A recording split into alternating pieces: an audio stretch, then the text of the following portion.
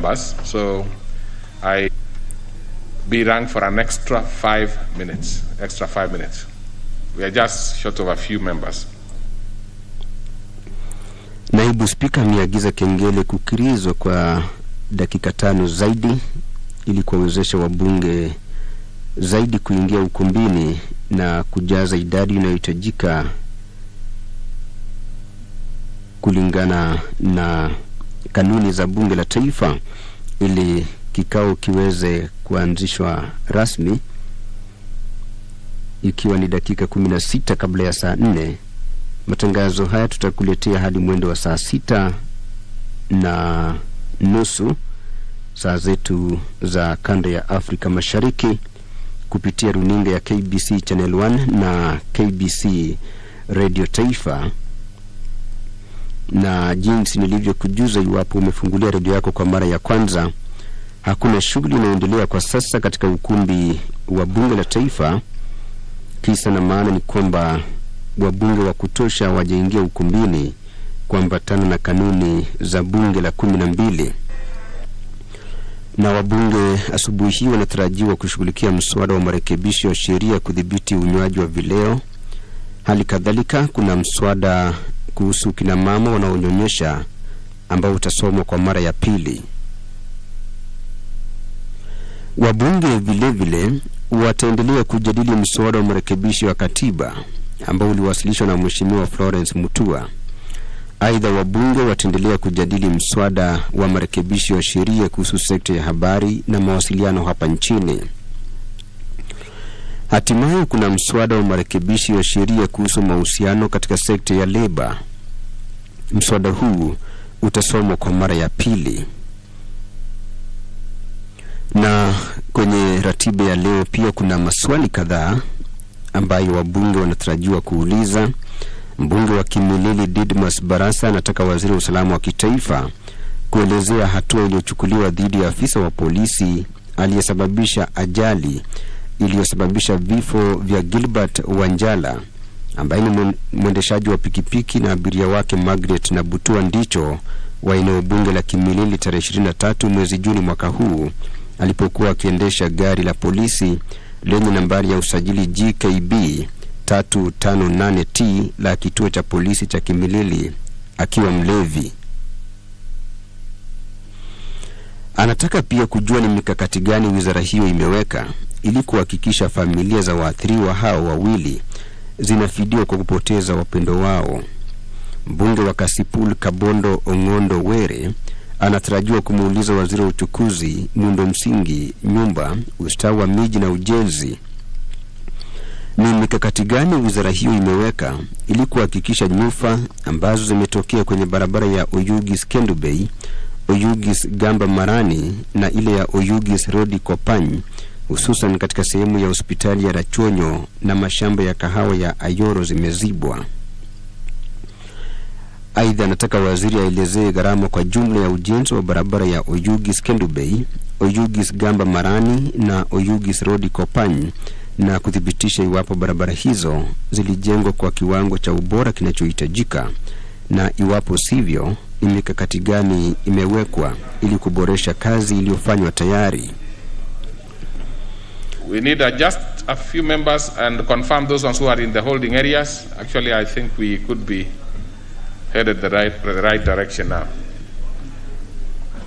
Naibu Spika amesema kwamba ni wabunge wachache wamesalia kabla ya idadi ya kutosha wabunge kutimizwa. Okay, so then we start business. Na sasa idadi hiyo imetimizwa rasmi na sasa kikao hiki kinaanza rasmi. Hii ni KBC Taifa. Administration of oath.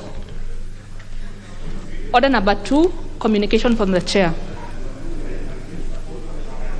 Order number 3, messages. Order number 4, petitions. Order number 5, papers. Majority whip. Thank you. Order. No member should. Thank you, Honorable Speaker. Honorable Speaker, the member wanted to show us the yellow, which we have seen. No, the issue is the issue more critically is a member staying between the member speaking and the speaker. The rest I ignore. Thank you, Honorable Speaker. Honorable Speaker, I beg to lay the following papers on the table of the House today, Wednesday, August 4th, 2021, this morning sitting. Reports of the Auditor General and financial statements in respect of the following institutions for the year ended 30th June 2019 and the certificates therein. A. Council of Legal Education. B. Kenya Academy of Sports. C.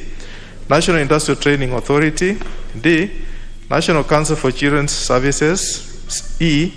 LAPSET Corridor Development Authority. F. Financial Reporting Center. G. Water Services Regulatory Board. H. Information and Communication Technology Authority. I. Masinde Muliro University of Science and Technology.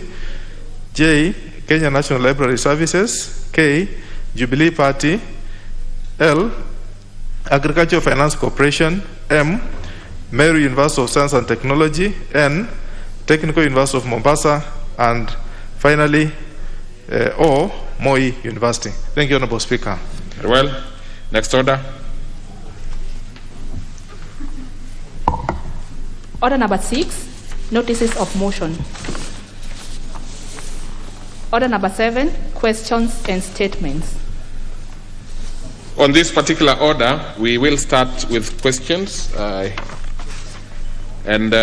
Starting as off would have been the Honorable Didmas Baraza, but he has made a request which we accepted, that the question be deferred. So, well, we have no information, Honorable. Did you make it? Is there any written information? Let me confirm that. Allow me to confirm. Once I confirm that, then you'll be allowed to do it if there is specific instructions. Is there any letter?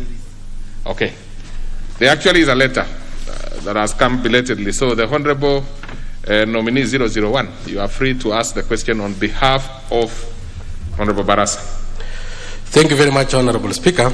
And I rise to ask question number 253 on behalf of the Honorable Didmas Barasa, MP, the outgoing Member of Parliament of Kimilili and the incoming CS for Interior Security for the Hasla government. And the question is directed to the Cabinet Secretary for Interior and Coordination of National Government. Order, Honorable Sanko. You know, the wish list can be as long as is possible, but it is not relevant for this particular situation. Just ask the question, just ask the question. The rest we will find out about that elsewhere. So let's proceed and ask the question. Thank you very much, Honorable Speaker. But these are facts, and you know, when we predict the future, it is. What is your point of order, Honorable Nyamai? Thank you very much, Honorable Speaker. Honorable Speaker, is it in order for the Honorable Sankok to mislead this House by giving names and positions to a member that you have been courteous enough to allow him to ask a question on his behalf? Is it in order for him to name him a cabinet secretary, outgoing member of parliament? He could be outgoing member of parliament for slapping a citizen. No. But really, why would he name him a cabinet secretary? Why is he so hopeful, Mr. Speaker? Now you are out of order, Honorable Nyamai. You came out well, but lost it out somewhere. But for Honorable Honorable Sanko, I do not think your brief included also, you know, a series of other titles other than the one we know. We know you're asking this question on behalf of the member for Kimilili. The rest are really not very useful here. Proceed and ask the question now. What is your point of order? I take exception. Majority. I mean, can you imagine that we are raising points of orders on a question even before it is read? That is to say, there is an issue somewhere. What is it? Thank you, Honorable Speaker. Honorable Speaker, this House is guided by rules, and we all must observe the rules which we adore. Honorable Speaker, this House does not allow or permit anticipation of debate. Is the member in order, Honorable Speaker, to float a name in anticipation? Yet, Honorable Speaker, that's against our own rules, because for one to be a CS, Honorable Speaker, he has to be vetted. He has to go through the procedure. That is anticipation. Is he in order, Honorable Speaker, to do so? Even On the face of it, you are actually out of order, Honorable Sankok, in terms of, raising all those other titles. But I will also want to ignore that bit, but expand it from record. That is expand from record. I have to apologize. Thank you very much, Honorable So Speaker. just do the question. Yeah, thank you very much, Honorable It will Speaker. do more service to the, Yes. the citizenry of Kimilili. I know my leader, the whip, is also an interested party in that position, and I take exception. No, Dr. Nyamai. No, I am going actually to deny you the opportunity. Dr. Nyamai. We are wasting a lot of time on this particular one. If you continue doing that, I will deny you the opportunity of representing, the member for Kimilili here. So proceed. Just ask the I'm asking the question on behalf of Honorable Didimas Barasa, and it is directed to the Minister of Interior and Coordination of National Government.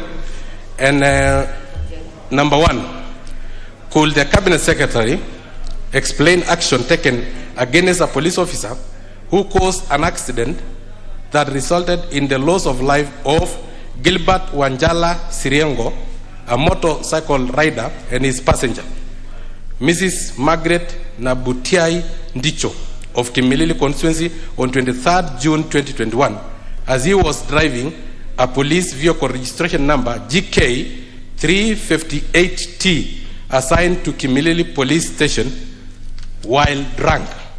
Number two, what steps has the ministry taken to ensure that the families of the two victims are compensated for the loss of their loved ones? Honorable Speaker, Didima Barasa did not slap a contractor. The contractor face got in the way of Didima Barasa hands trajectory motion. Thank you, Honorable Speaker. Very well. That will be replied to before the Departmental Committee on Administration and National Security. So we go to the member for Kasipul, the Honorable Ongondo Were.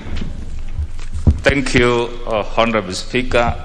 I wish to ask question number 257 of 2021 directed to Cabinet Secretary for Ministry of Transport, Infrastructure, Housing, Urban Development and Public Works. Roman 1.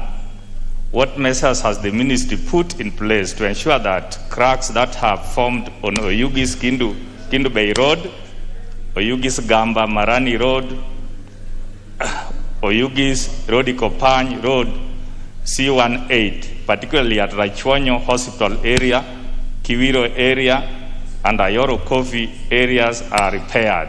Roman 2. Could the Cabinet Secretary provide the total cost of the construction of Oyugis Kindu Bay Road, Oyugis Gamba Marani, and Oyugis Rodikopany Road, and confirm whether the said roads were constructed to the required standard, and if not, what steps are being taken to remedy the works already done? Roman 3.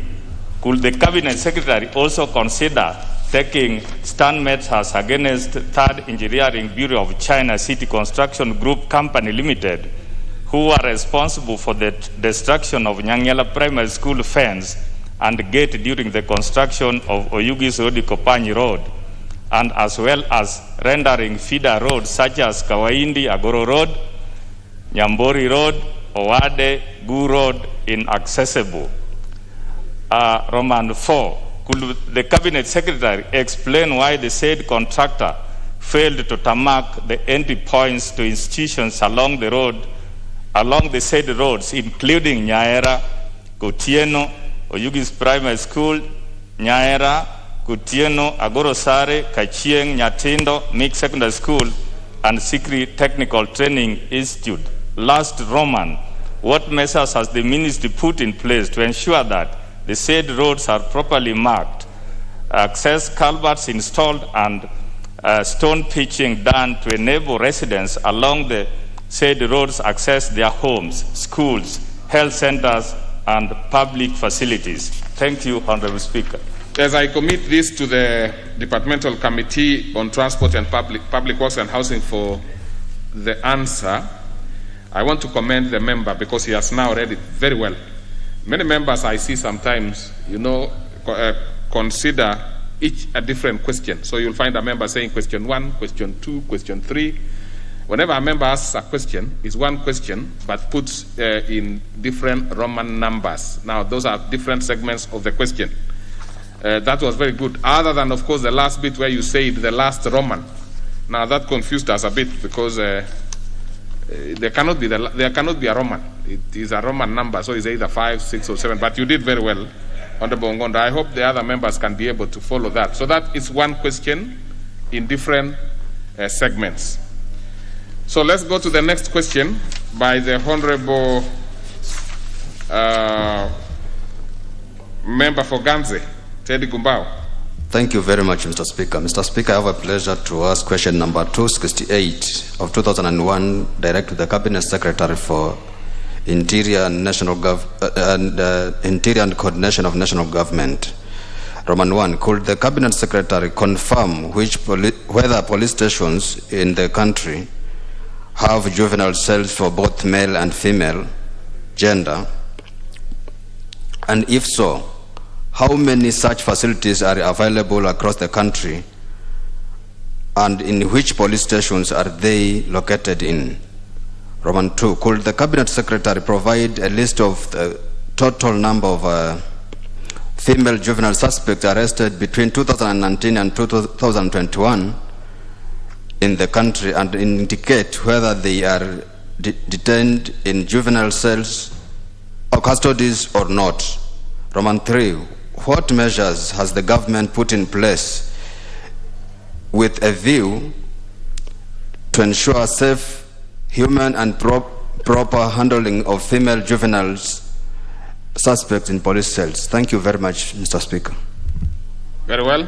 That one will be replied to before the Committee on Administration and National Security. Next is the member for Eldama Ravin. That question is deferred on his request. So we go to the member for Homa Bay Town, Honorable Peter Kaluma.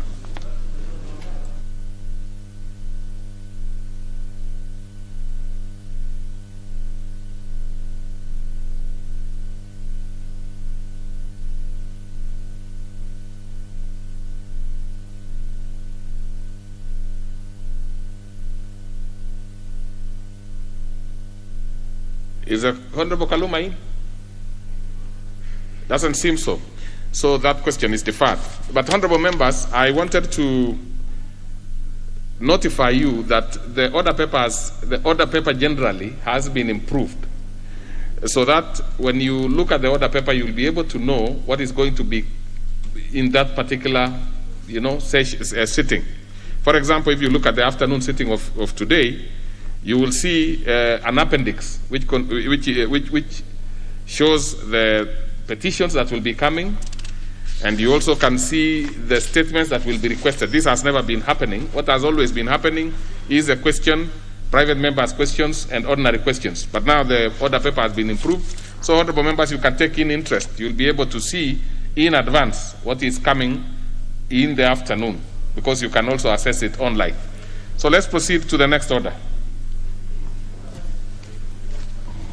Order number 8, the Alcoholic Drinks Control Amendment Bill, National Assembly Bill number 70 of 2019, second reading.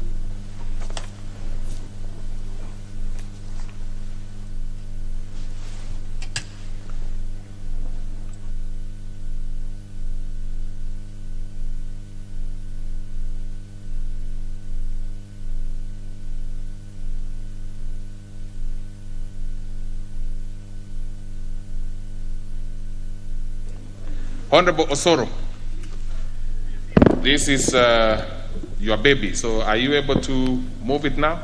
Of course I am. I'm ready. Proceed. Honorable Speaker, thank you. Proceed. Honorable Speaker, I proposed an amendment to the Alcoholic Drinks Control Bill in regard to Section 45 and Section 68. Now, let me guide you, Honorable Osoro. Move it fast, then you can bring now those the details you are making. Okay. Moving that you want it to be read the second time. Okay. Honorable Speaker, I beg to move that this House adopts the amendment bill on the Alcoholic Drinks Control Act? Well, it doesn't still come out well, but you have actually... I have begged to move on. You have moved it, so let's proceed. But the way you would have done it is, of course, to ask the House to have this read for a second time, then you proceed. You have actually done it, but next time it should be in a different way. I stand guided. Thank you very much. Mr. Speaker, the intention of this amendment or this bill is to seek a review on the advertisement or the content of the advertisement that is brought forth by the alcoholic companies. You'll notice that in most cases, the companies that run the drinks business in this country have linked alcohol for some reason to, sex. And you'll notice in most cases that during the advertising hours, they bring the content that links a male and a female in very unclear circumstances and display them perhaps, doing some kissing in public or partly half naked during the advertisements and showing it or displaying that it's actually linked directly to sex. What is more absurd is that in most cases, these advertisements are usually brought during the prime time hours when people are sitting in the families. Young families sit in the house at about 7:30 and 8 or thereabout, and you see a content. You find a young father seated in the house, and you see a content on TV of a young lady dancing naked, trying to swing while advertising some alcoholic drink.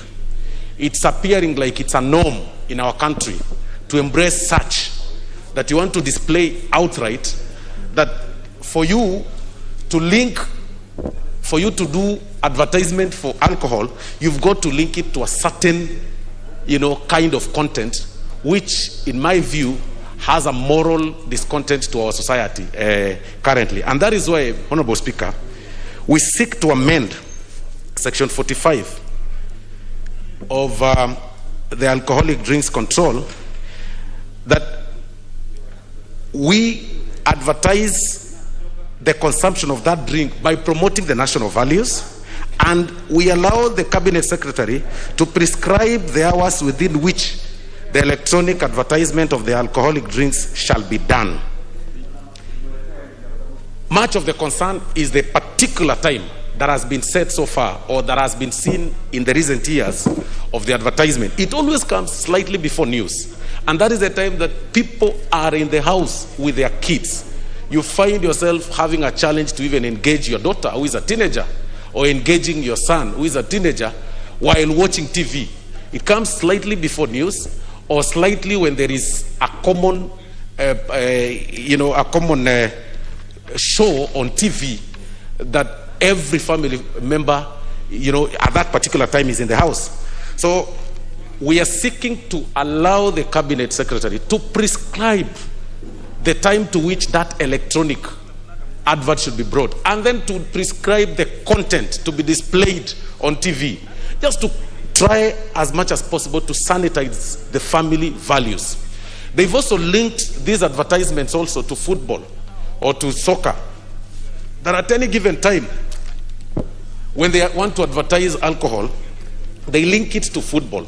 But even at that point, the display and the photos and the movements of the actors of that advertisement are always dressed in a manner that does not promote family values in the house.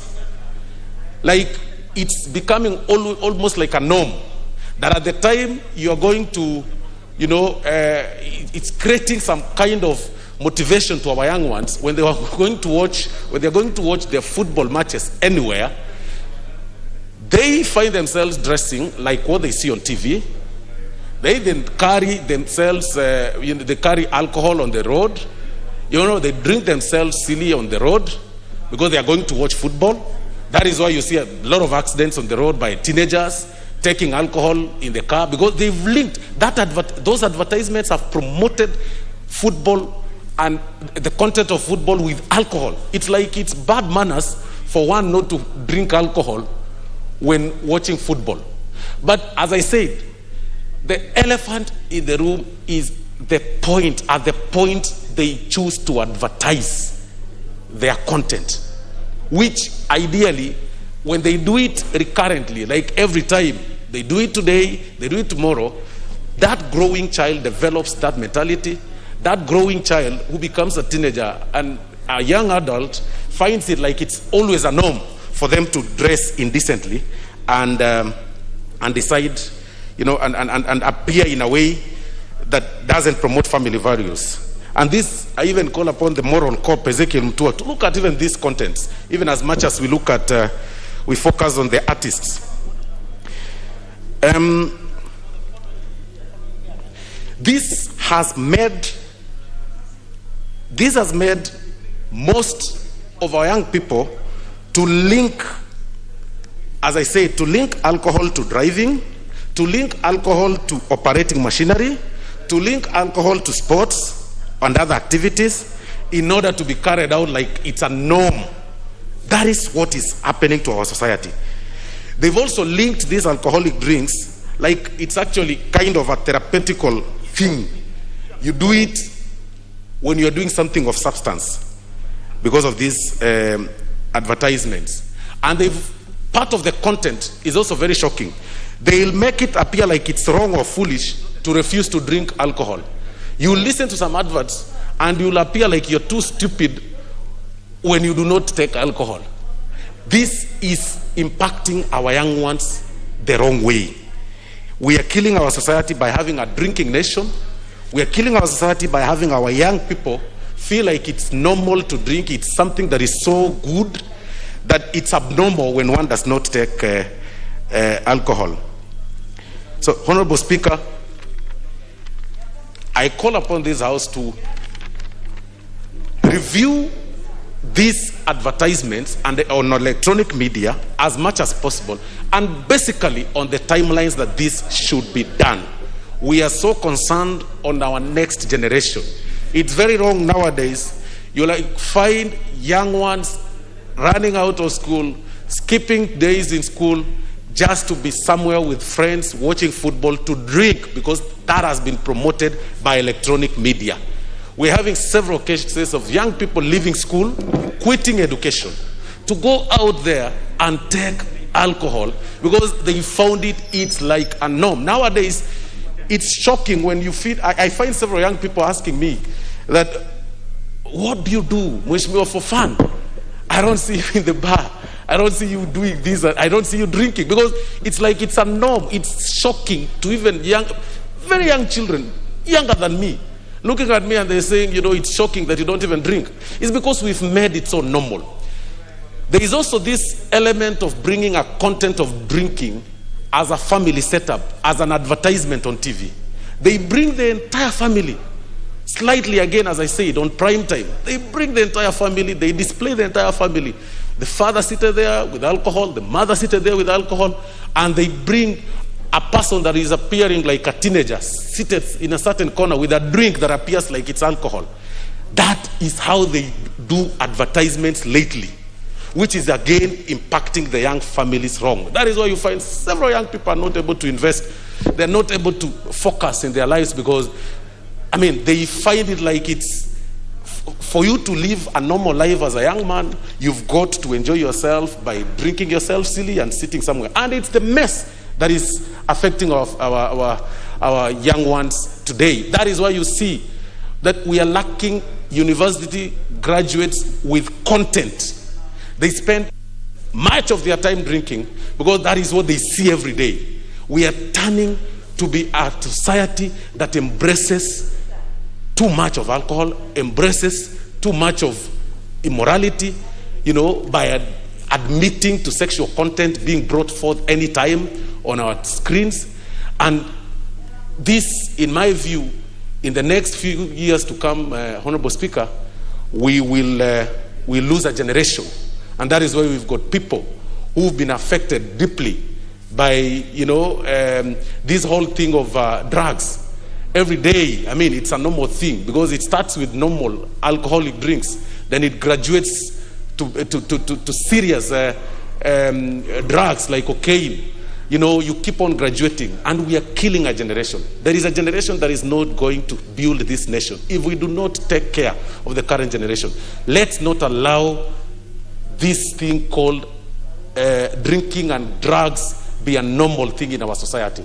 Let's not admit to electronic advertisement that comes at prime time during family setup that displays immoral content. I have never understood why somebody would bring or will relate drinking and alcohol to sex and dressing inappropriately on national TV while advertising Tusker. I do not know the link. I do not see the link as to why a woman should dress naked when she's advertising some drink. She's appearing naked, sorry. And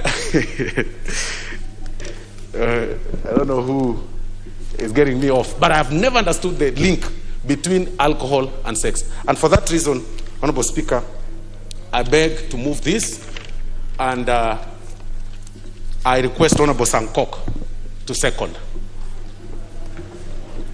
Okay, Honorable Sankok, and stick to the lane. Thank you very much, Honorable Speaker. And as I beg to second this very important motion, I want to assure the House, because I have had some mamas that I have never drunk in my life. I have never drink alcoholic contents. I only drink milk and probably tea. But when it comes to alcohol, that is a foreign subject in my life.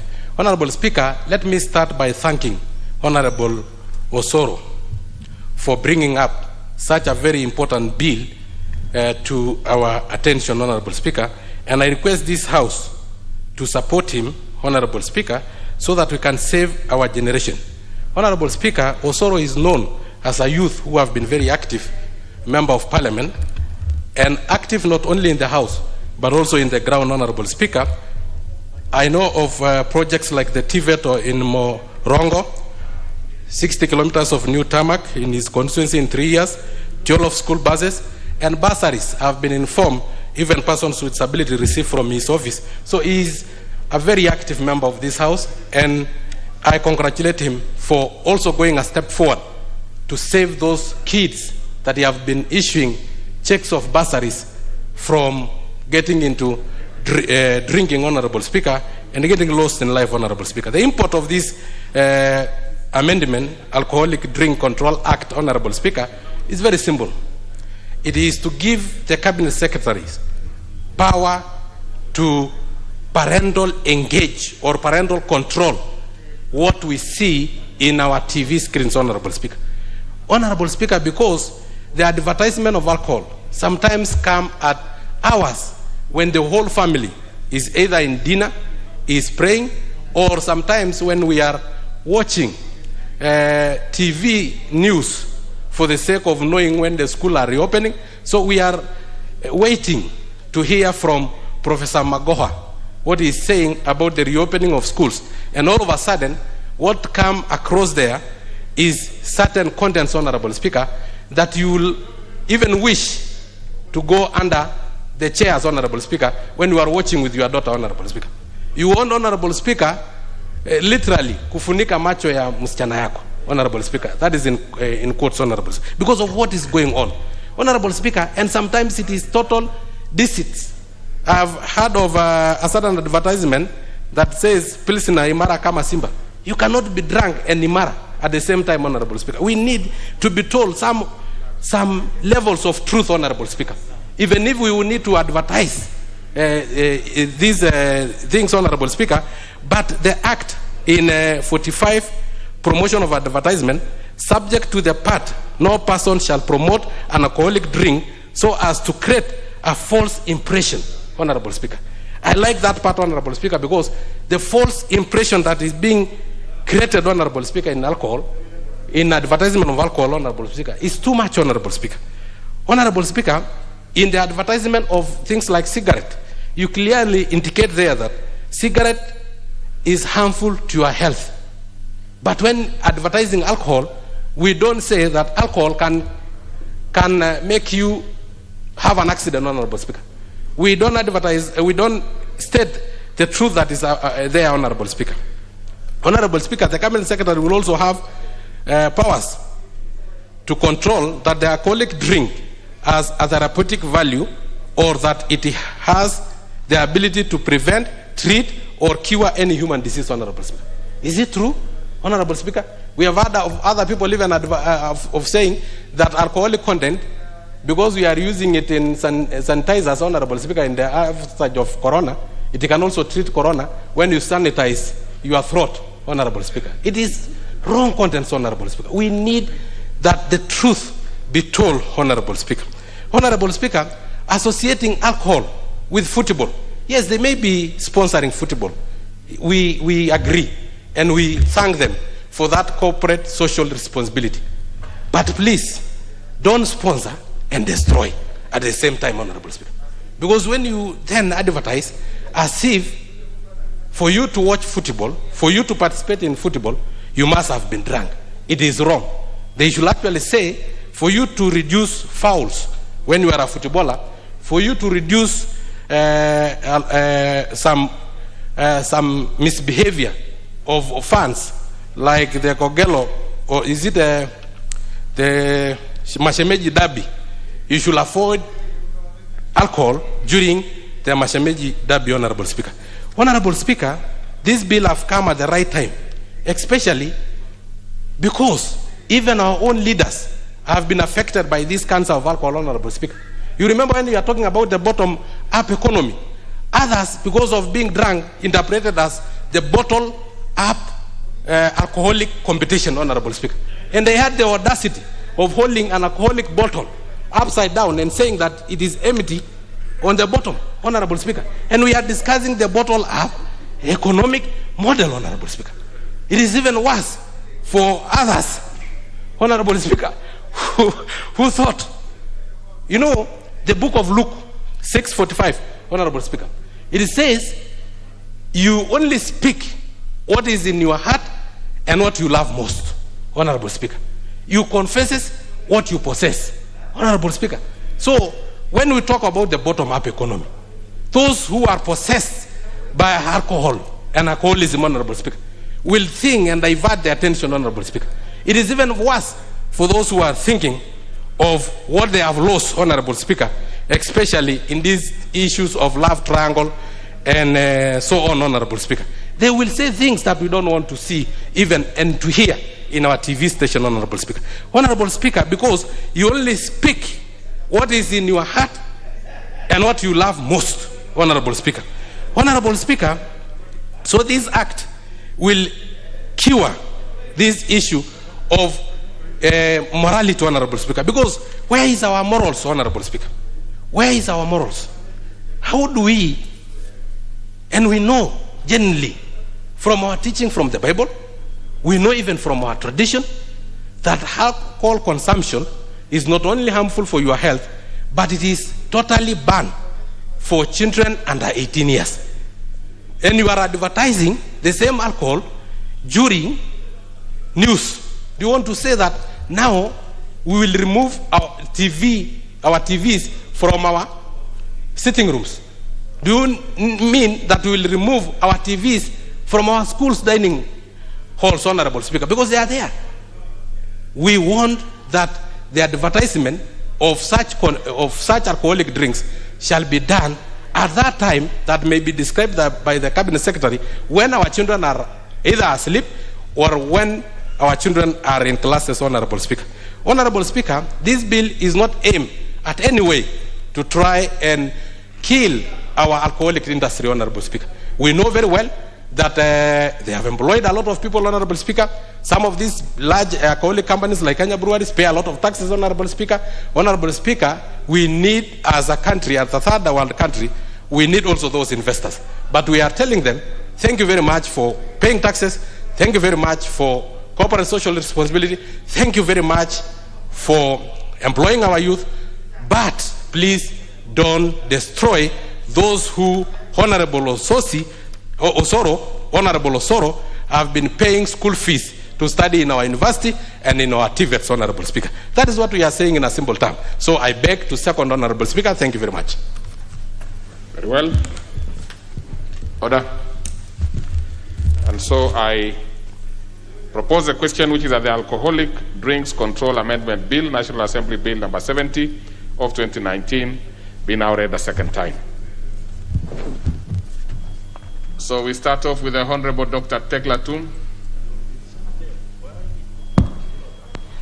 Honorable Speaker, I stand to support this bill on alcoholic control, Bill 2019.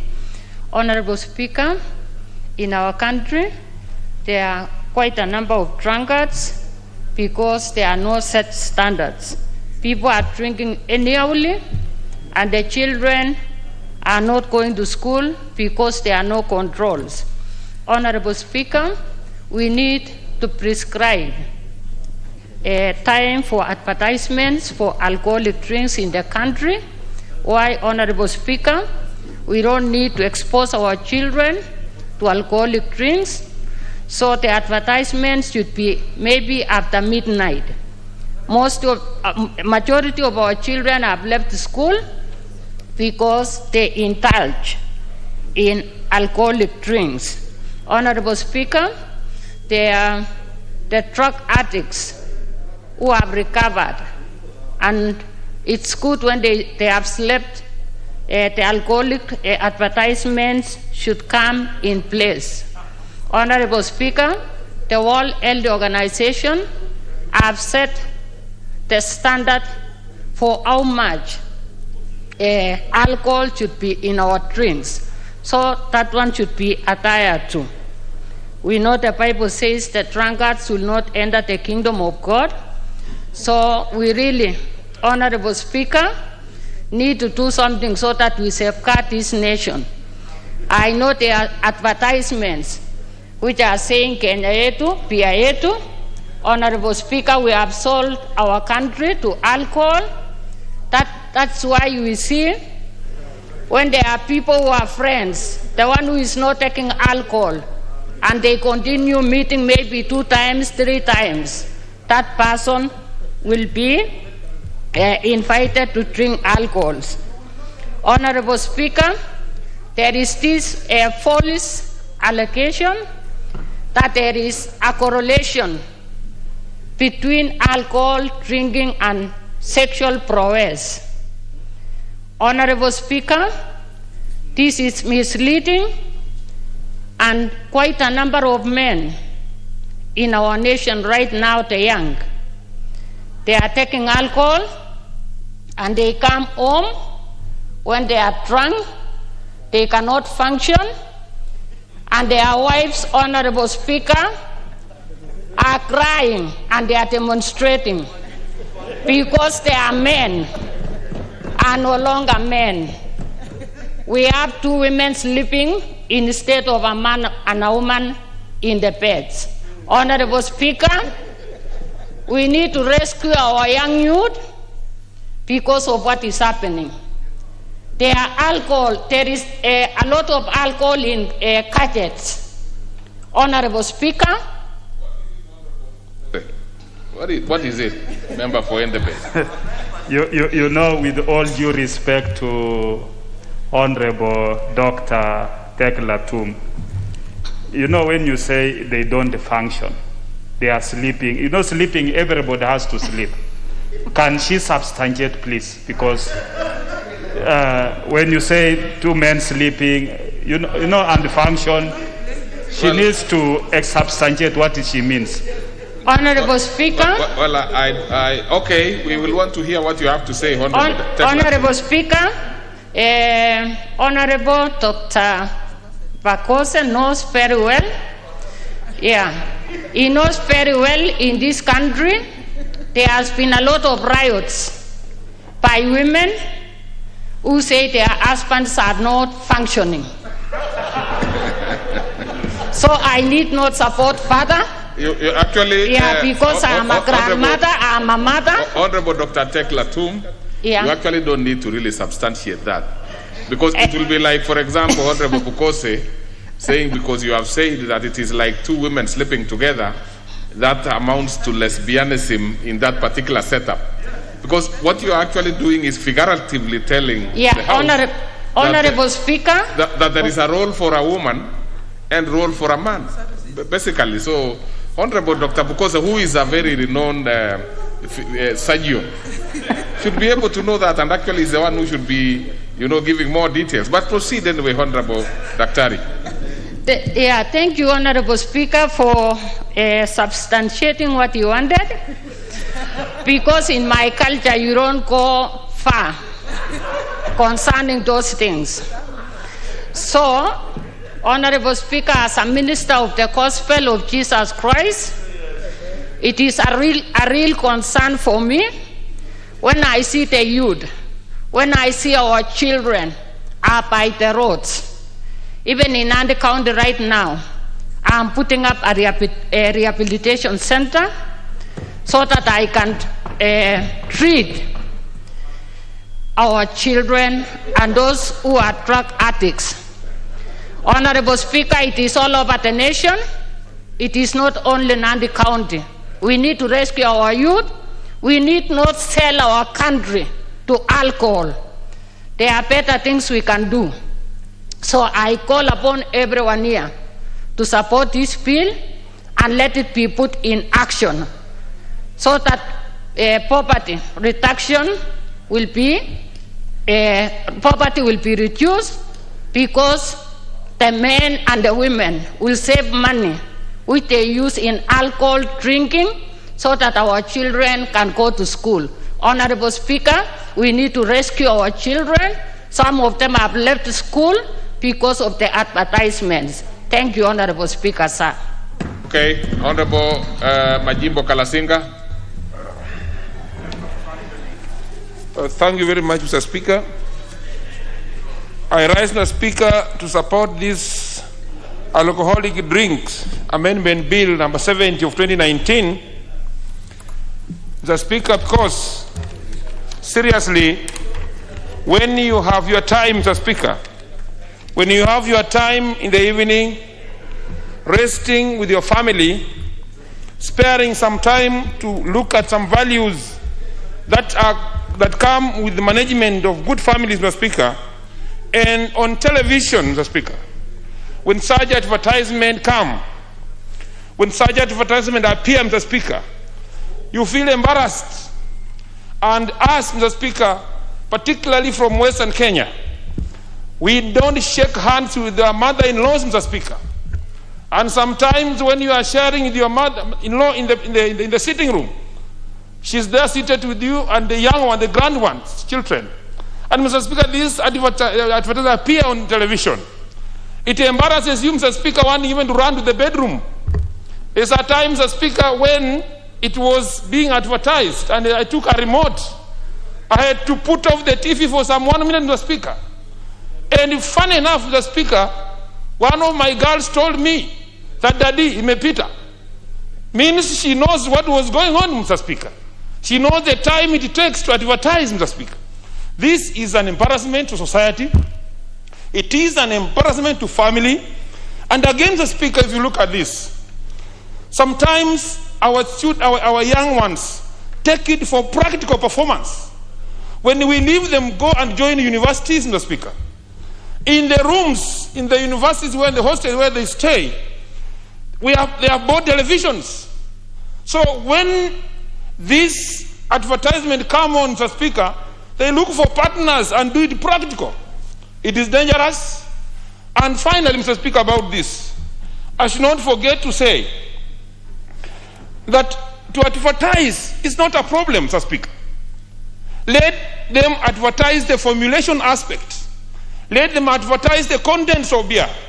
Let them say we have 10% alcohol, 5% FOPs, 1% water, and whatever the content and the formulation aspect of it, but not how to use our young girls and the young boys, Mr. Speaker, to bring out these kind of things. So I support this bill so well. And Mr. Speaker, I also want to add something on what Honorable Tekla just said. Mr. Speaker, when you advertise these things and it's consumed in high volumes, a lot of volumes, So, Speaker, some of these young ones, she's right, Mr. Speaker. The functional aspect she was explaining, the Speaker, she was talking as a mother. But the functional aspect, the Speaker, come down.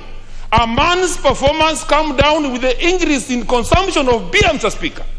So much at a time, too much at times, Mr. Speaker, and too much consumption of this beer leaves women complaining.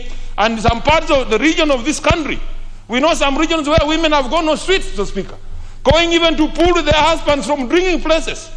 And when I am out, Mr. Speaker, in one evening, when I'm out and my wife calls me, "Where are you?" And I say, I'm in a drinking place with Wazee.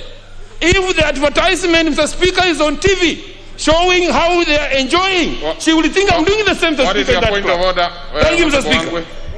Thank you, Honourable Speaker. Honourable Speaker, I want to seek that the member accepts I inform him, if he doesn't mind, that him and I come from the Western region, and he has just mentioned something that is opposite of what is known for ourselves, that consumption of alcohol reduces how a man behaves in bed.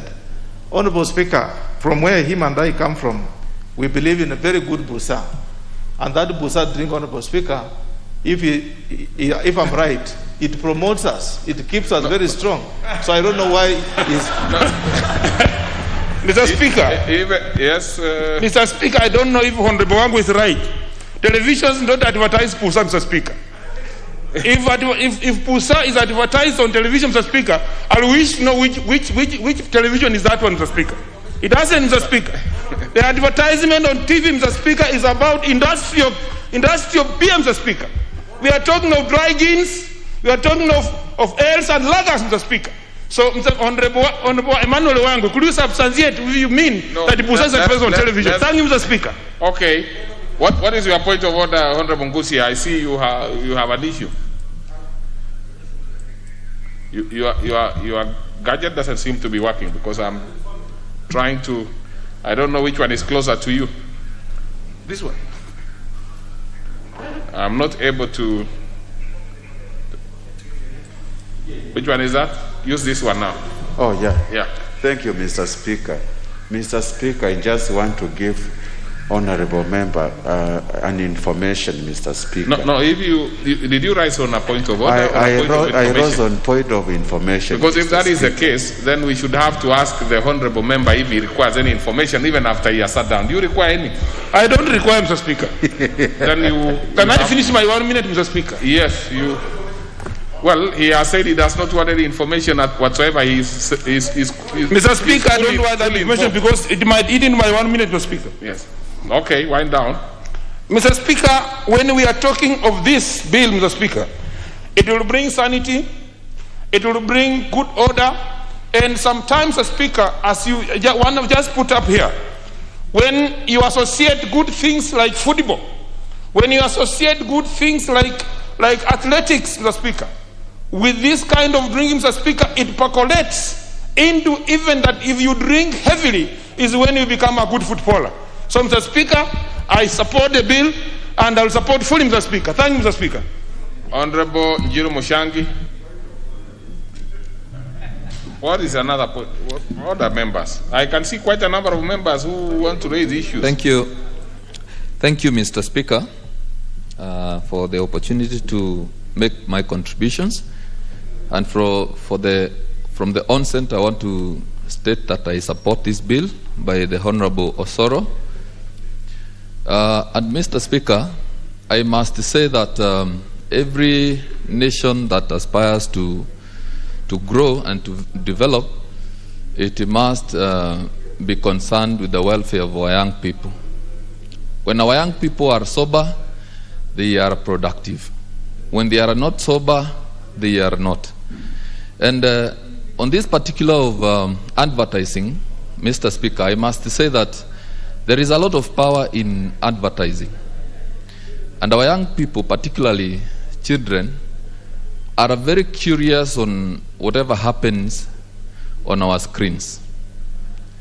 And thereafter, they will always want to go and try out things as per what they saw. In my constituency, Mr. Speaker, a case was reported of a young boy a standard 2 boy who reported to school drunk. And I imagine that these are some of the things that are being brought about by this negative advertising. So, Mr. Speaker, I support the idea of having decent advertising so that we are not seen to be promoting alcoholism. And Mr. Speaker, I must say that I was in Kiambaa during the recent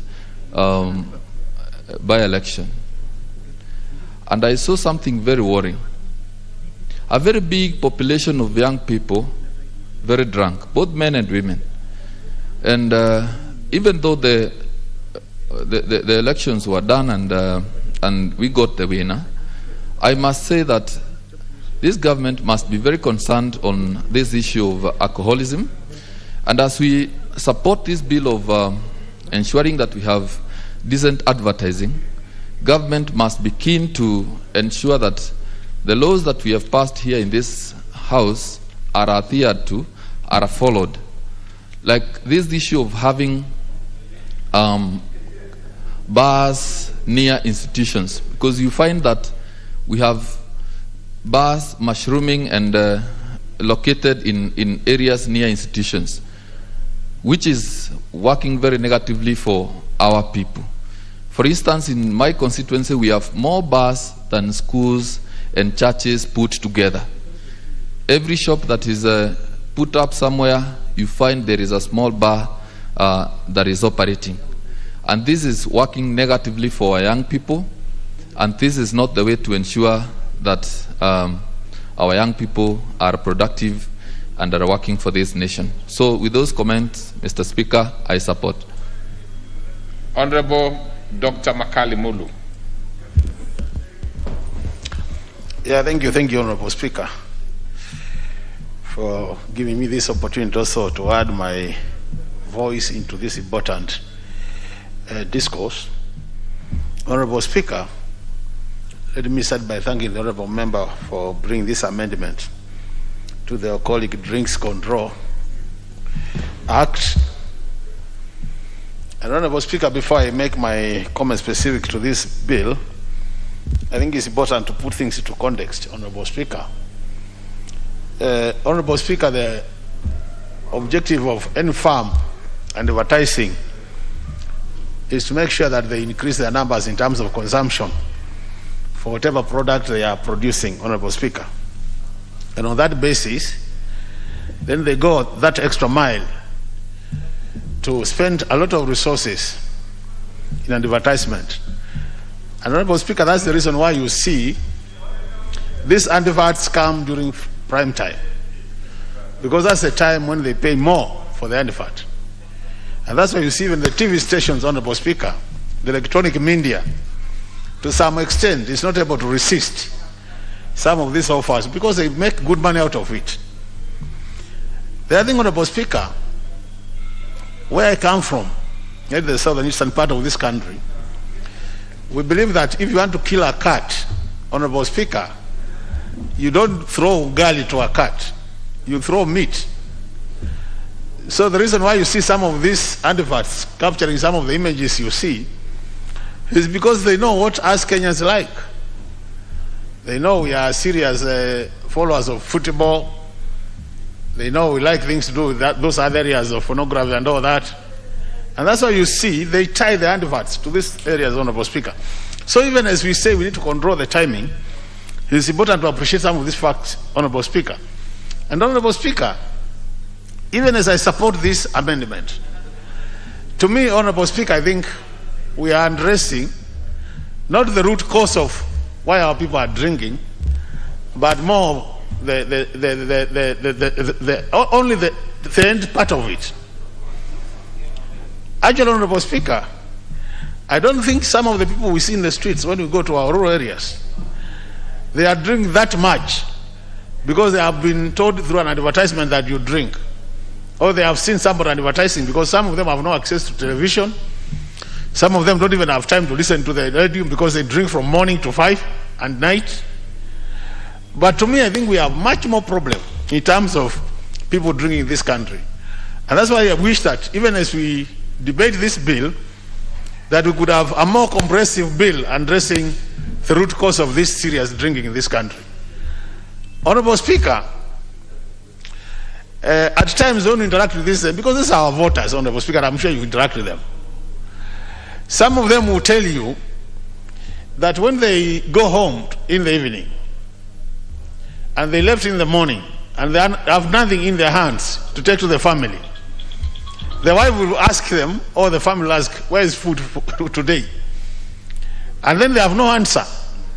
But to look like you are really the man of the house, so that you are not harassed, you have to go when you are very drunk, so that when you get to the gate, you announce before getting to the house that you are the man of the house. And anybody who is going to raise an issue, you deal with them seriously. So it's like you want to scare the family, not to ask you the difficult questions about where is food, where is fees for the children. And I think to some extent that is a clear indication that some of them don't drink because they are choosing to drink. They actually drink because they have been forced by circumstances to drink. The other thing, Honorable Speaker, is the issue of our spiritual status. You know, we all go to church. I think if you get the grounding properly through the church, then Kenyans will not just go out there and drink because they have seen an advert on the TV. They go and drink because they have chosen to drink. And those who are really morally straight, as Dr. Tekla was saying, that those who really believe in Jesus Christ, even if you watched 1,000 adverts, Honorable Speaker, I don't think you go drinking because you have seen an advert. So to me, I think even as we control the timing for the adverts, and I totally agree, it has to be hours, those hours where we say, oh, children must be asleep, anybody below 18, so that in case of influencing, they are not influenced by the adverts. But even as we do that, I think there's much more which needs to be done to control the problem of drinking in this country. Honorable Speaker, I do sit in the Committee of Administration and National Security. And actually we have a much more comprehensive bill. There was also another request where people are proposing, Honorable Speaker, we control the package. Because you know what is happening, Honorable Speaker, is as you go around, and this is very interesting. I've gone at times to commission projects, and you see the women are seated at this side, and the men are seated at this side, and by the time you're starting the meeting, everybody is sober. But 1 hour after, you see the men are all drunk, and you ask yourself, you are just in a meeting, public meeting. What they have done, they have already carried the sachets in their pockets. So as you undress them, they remove one, they sip, and then go back to the pocket again. After 20 minutes, another one, they sip. So after 1 hour, Honorable Speaker, you find you are undressing all the men in that meeting are drunkards, or majority of them. So I think to me there are quite a number of issues we need to look at as the House, so that we help our people to be more productive and avoid this situation where they drink from morning to evening.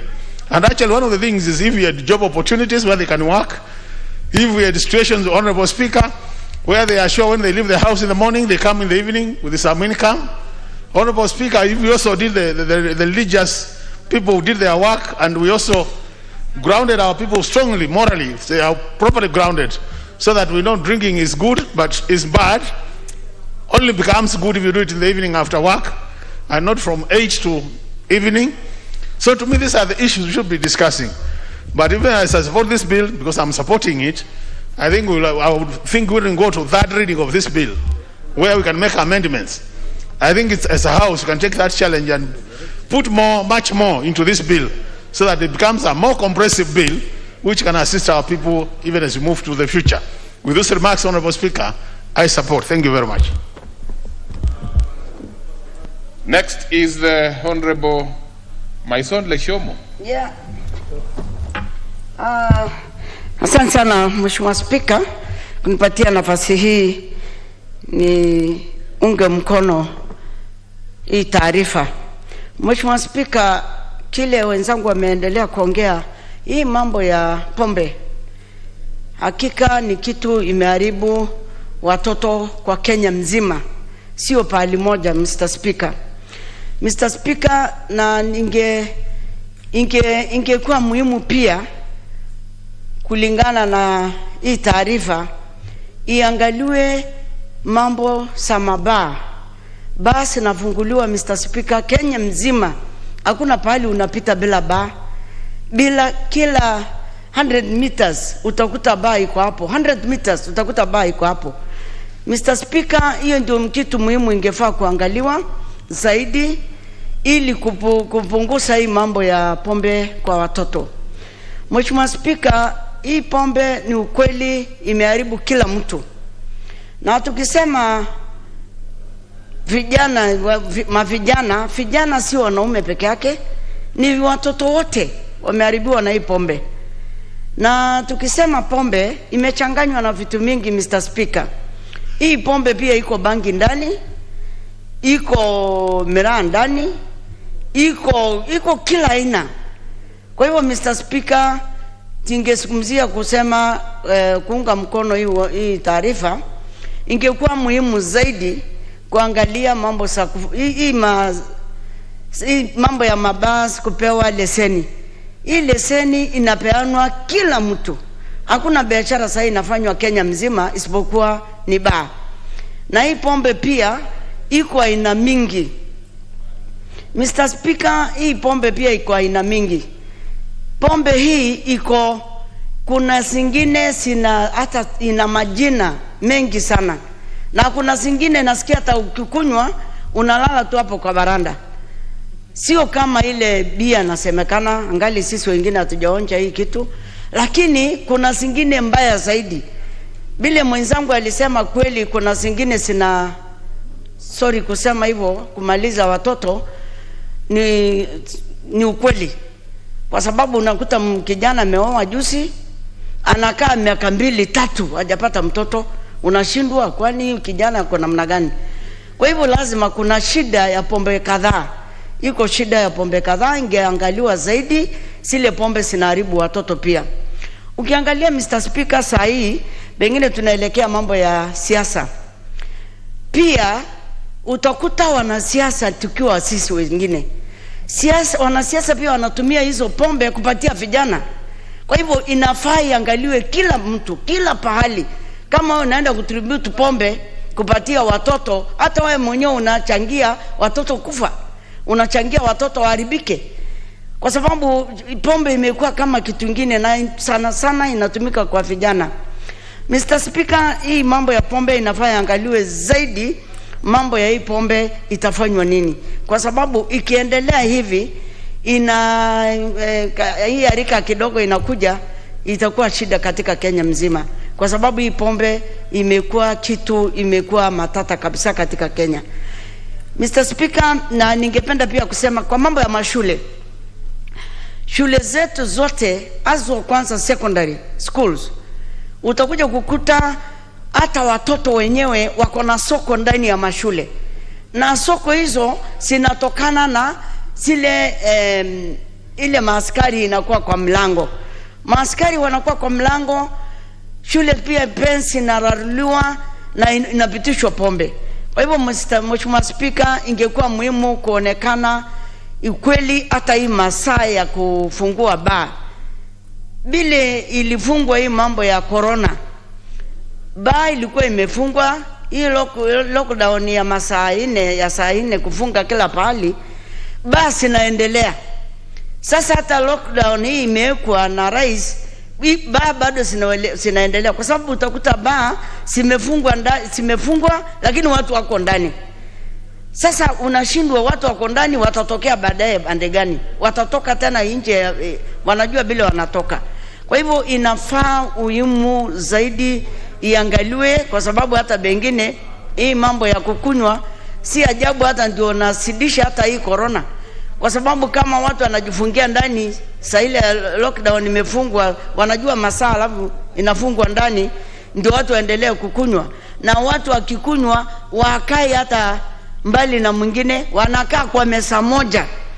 Kwa hivyo hii pia inachangia pia hii mambo ya corona iwe inasidi, kwa sababu ya watu kukaa pamoja. Na huwezi jua nani ako nayo nani hana. Kwa hivyo hii mambo ya pombe inafaa iangaliwe zaidi. Mimi ningesema hata hii pombe pia inachangia pia hii mambo ya corona kwa watu kukaa pamoja. Asante Mheshimiwa Speaker kunipatia nafasi hii nichangie. Very well. Honorable Nguna Ngosia. Honorable Mboko Milemba. Thank you, Honorable Speaker, for this chance, and thank the Honorable Member for having brought this particular matter before Parliament on the advertisement of alcohol and other related products during prime time and even other times. Before I make just one comment about over this particular bill, I would wish to say that there's a great importance of balance between how we also control certain products within the market and how those products affect the economy of the country. And I'm sure later on when you will speak to other stakeholders in this sector, they'll also be speaking about the tax that certain products do generate within the society vis-a-vis, of course, the social aspect and cultural effects that they have to the communities and the people as a whole. Again, when advertising from an economic point of view, people want to pay more in order to advertise and reach as many people as possible. And therefore, that's why possibly some of the products, including alcohol, maybe cigarettes and other related products that some have been banned, some are yet to be banned, or certain regulations have been put on them, Honorable Speaker, would want also to be advertised during the prime time. But again, there's the aspect of what I heard the mover talk about for quite a long time, which was he wonders why, what relationship is there between alcohol or a certain product and a half-dressed person. In this case, he mentioned a lady or a woman, and so on and so forth. Honorable Speaker, in the world of economics and advertisement, there are all sorts of forms of advertisement. One other aspect that has been taken by people who advertise their products is what is called branding, Honorable Speaker. In branding, Honorable Speaker, you attach a product to something that is good, so that you pretend that if you do that thing, then you will be as good as people who are living a normal life. For instance, in the 1979 coming to 80, when SM was being advertised, you would see a good family, a lady and a man, and one of them was smoking SM cigarette, and then they would look, they are very happy. So the idea in advertisement is that if you smoke SM, you will then be as happy as that particular family. But let me come closer. In the recent times, you will see Tuzo milk, but then there's a family with a child, a man, and a woman, and they look very happy, and it's like, if you just take Tuzo, my friend, you will be happy. But the worst example then would be for the alcoholic drink, where you are given an impression that if you try Guinness, then you will beat everybody around you. This is called branding, Honorable Speaker. And is used a lot in advertisement of products of this nature. Alcohol, cigarettes, and other such like products which have been either halfway banned or about to be banned, or they have certain legislations on them which are stringent, tend to go for what we call surrogate advertisements.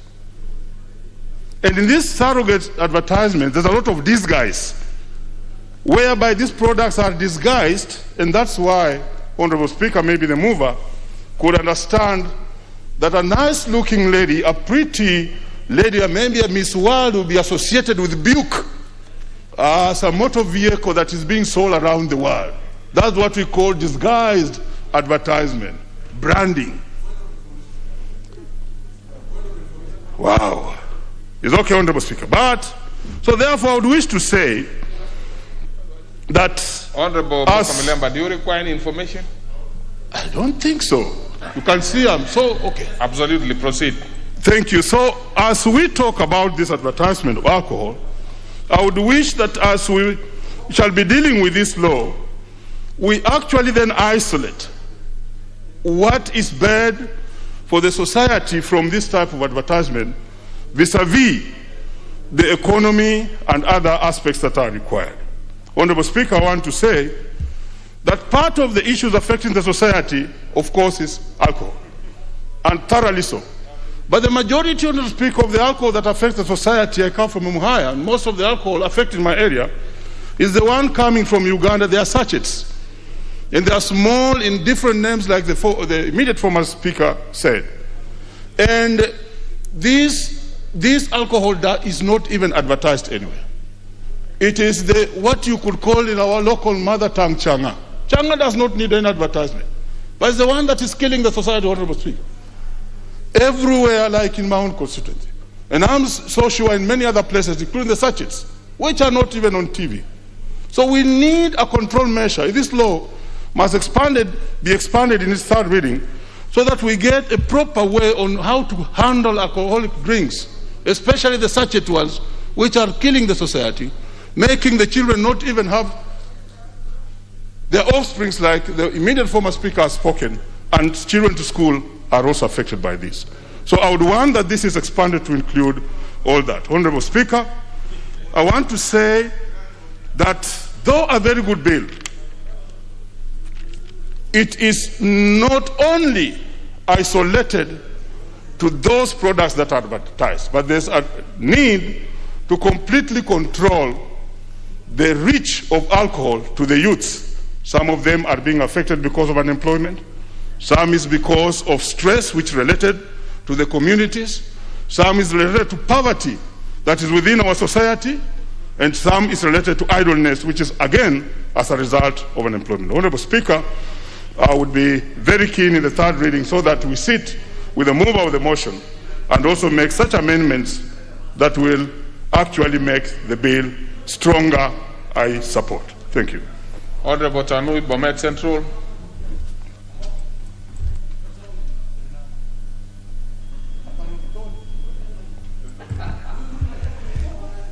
Thank you, Mr. Speaker, for this opportunity to also make my comments on this very, very important bill.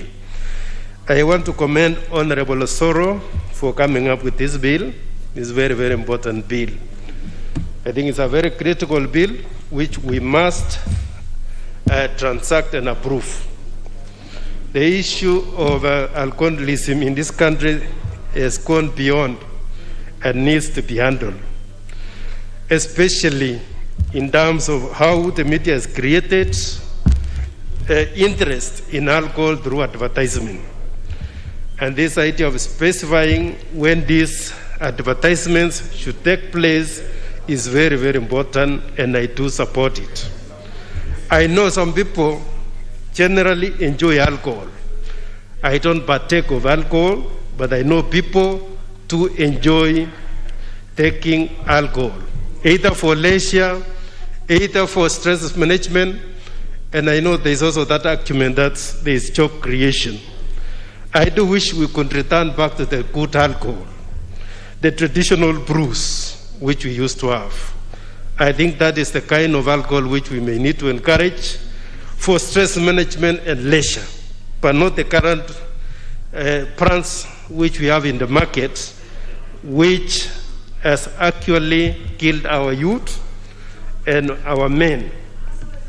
As Honorable, one of the members stated, that men are no longer able even to perform, and that alcohol is destroying families.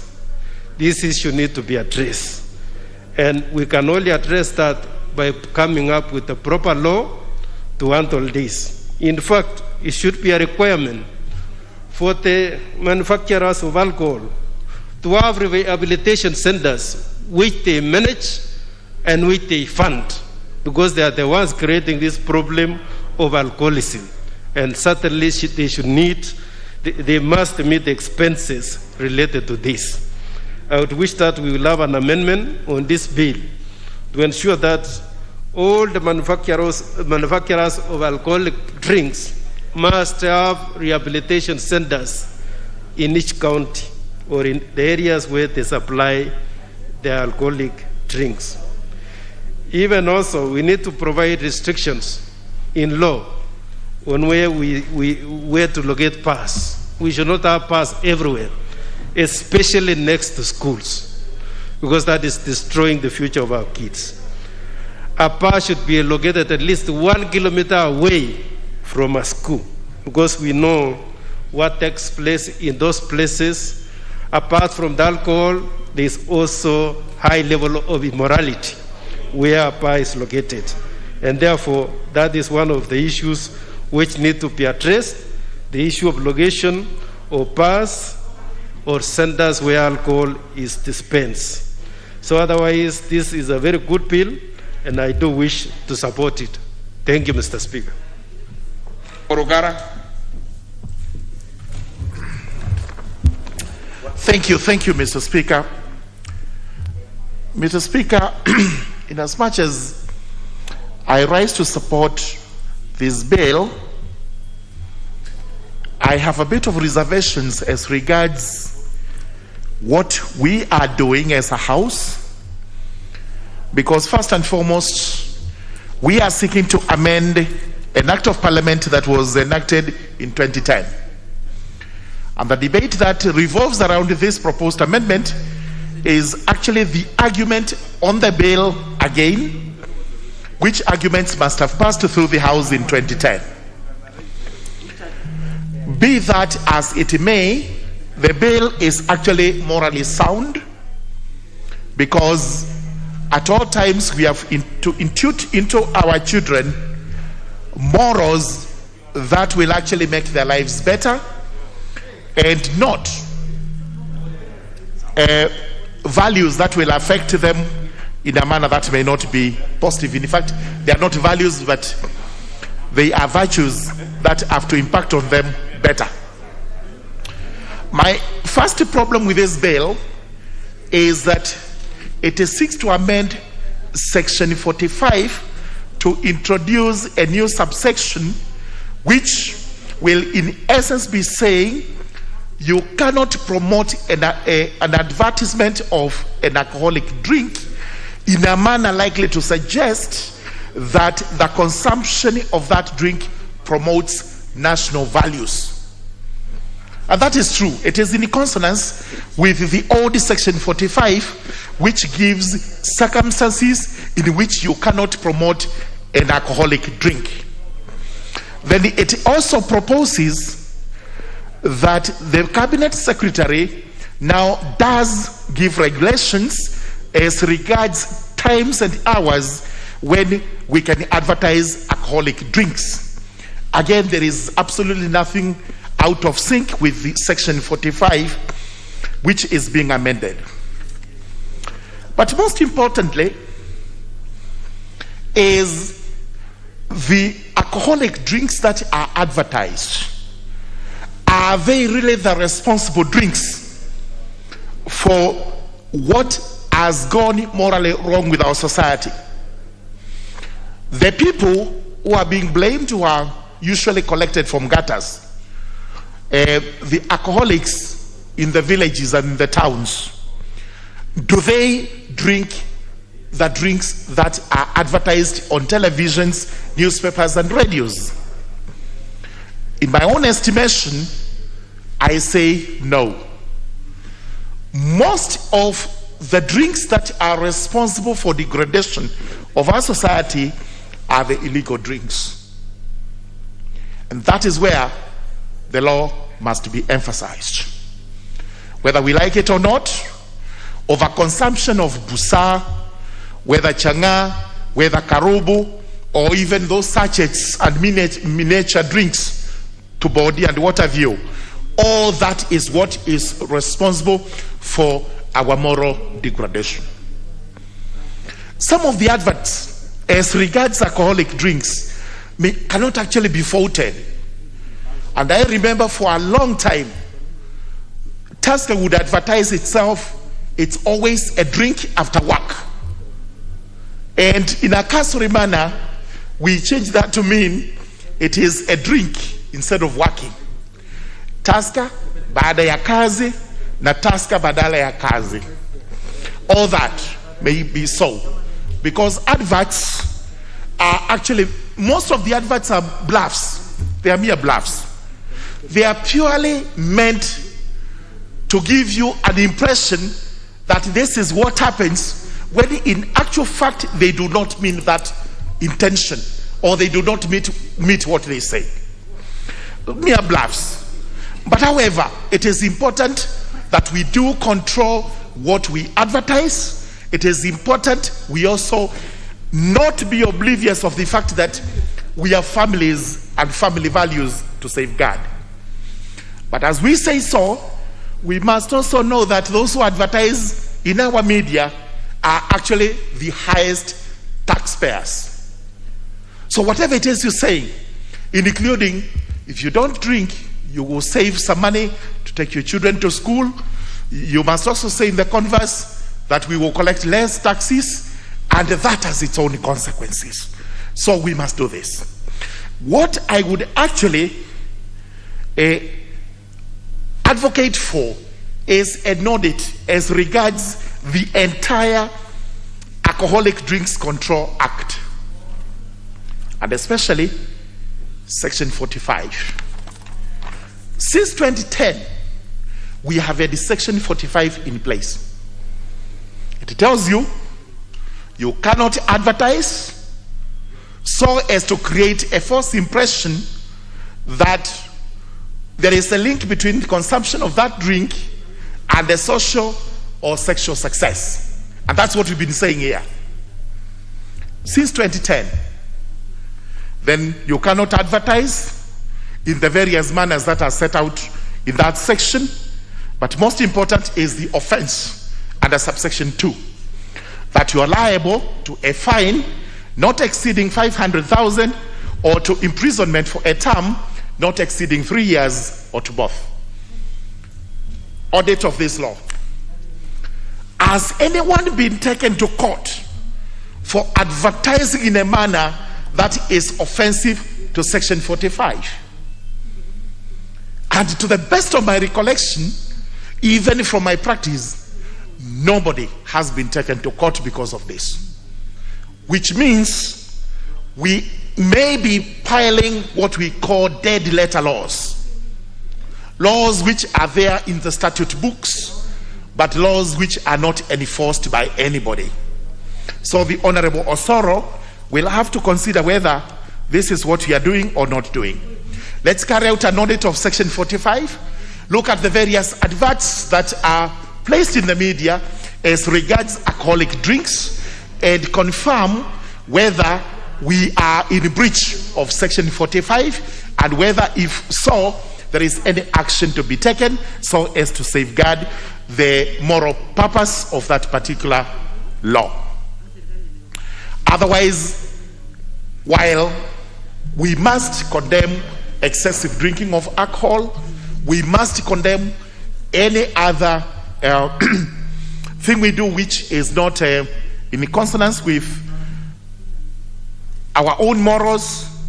We must also not be oblivious that alcoholic industries are some of the greatest contributors of our economic development, including, as I have said, taxes, employment, because huge number of citizens are employed in that sector and they actually benefit from it.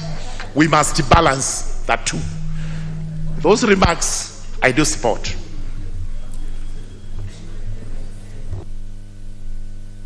The Honorable Nangabo Janet, also known as Masukari. Honorable Janet. Asante sana Mheshimiwa Spika kwa kunipa nafasi hii kuunga mkono mswada wa vileo na utumiaji mbaya wa madawa. Mheshimiwa Spika, ningependa kumshukuru Mheshimiwa Osore kwa kuleta mswada huu katika bunge hili. Ni kwa sababu Mheshimiwa Spika, ni ukweli vileo zile tunatumia wakati huu, Mheshimiwa Spika, umeumiza nchi hii na umeumiza watoto wetu katika nchi hii yetu. Mheshimiwa Spika, Mheshimiwa Spika, ni ukweli wakati Mheshimiwa Osoro alikuwa akieleza kuhusu mswada huu, Mheshimiwa Spika, niliona kwamba ni ukweli kwa sababu kuna video katika televisheni zetu Mheshimiwa Spika, zile zinawekwa picha zenye siko mbaya mno, kwa sababu unaweza kuona kwamba mtoto msichana ama mtoto kijana, mavazi yale amevaa Mheshimiwa Spika, na anaenda kusitumia kwa mambo ya matangazo, inakuwa ni vibaya mno Mheshimiwa Spika, kwa sababu inaleta haibu hata kwa jamii na hata kwa wazazi. Mheshimiwa Spika, Mheshimiwa Spika, ni ukweli wakati huu hata sisi wengine tuna shida ya kuangalia televisheni zetu, ni kwa sababu tunapoona matangazo mengine Mheshimiwa Spika haitufurahishi. Tunajua kwamba wale wanatoa hizo video ndio wanalipa ushuru Mheshimiwa Spika, lakini haiko vizuri Mheshimiwa Spika kuianika ama kupeleka katika televisheni zetu Mheshimiwa Spika. Mheshimiwa Spika, wanenaji wa kwanza wamesema hapa na wakasema hata Biblia inasema kwamba ati wale wanatumia vileo hawatakikani kwa sababu Biblia inakataza. Mheshimiwa Spika, mimi ni mtoto wa pasta na sio pasta. Ninakumbuka kwamba hata katika Biblia Mheshimiwa Spika ni kwamba siku moja Mungu mwenyewe alibadilisha maji na ikawa pombe. Sasa Mheshimiwa Spika, tunajua kuna wale hawatumii, lakini tunaposema kuhamasisha kuhusu hii vileo Mheshimiwa,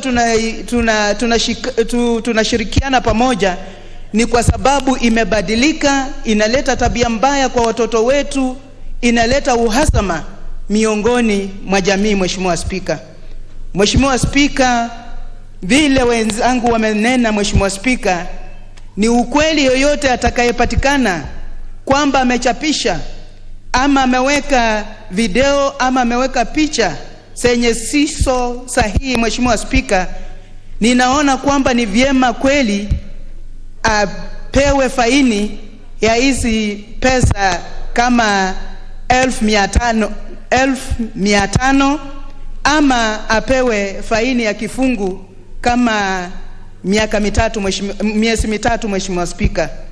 Na hiyo ni bora Mheshimiwa Spika, kwa sababu itakuwa funzo kwa ule mtu ataamuka tu na anachapisha kitu chochote kile kinaleta uhasama katika jamii. Mheshimiwa Spika, Mheshimiwa Spika, wenzangu wa kwanza wamesema kwamba enzi zile tulikuwa na pombe kama pusa, na hii haikukuwa kwamba mtu aende akunywe hizi pombe ndiposa akuwe mlevi. Hii ilikuwa ni nafasi ya wasee kusemezana iwapo kama wana jambo ama iwapo kama tuko na msozo. Hiyo ilikuwa ni heshima enzi zile Mheshimiwa Spika. Lakini kwa sababu siku hizi imebadilika, tuko na mabia, tuko sijui na pombe kali, Mheshimiwa Spika, imeleta uhasama miongoni mwa watoto wetu. Mheshimiwa Spika, Mheshimiwa Spika, ningependa kushukuru Mheshimiwa Osore tena kwa kusema kwamba hata hawa watu wale wanataka kuuza bidhaa zingine, sio tu kwamba ni vileo peke yake, waangalie ni picha gani mzuri wanaweka katika hizo bidhaa zao, ionyeshe sura mzuri ile inaweza kupewa mafunzo hata kwa watoto wetu. Mheshimiwa Spika, hata unaweza kuona saa hizi mitandao, unaweza kuona mambo ya ajabu Mheshimiwa Spika. Na hiyo ndio ilifanya Mheshimiwa Spika, wakati tulikuwa tumepoteza maaskari wetu kule Somalia, unaona kwamba mtu alikuwa akichukua tu video yoyote anatupa katika runinga, na wenda ikawa familia haijafahamishwa kwamba kuna kitu fulani kimetendeka hivi Mheshimiwa Spika. Na vile vile hiyo pia inakuja kama hizi vileo zile watu wana advertise katika sehemu zao Mheshimiwa Spika.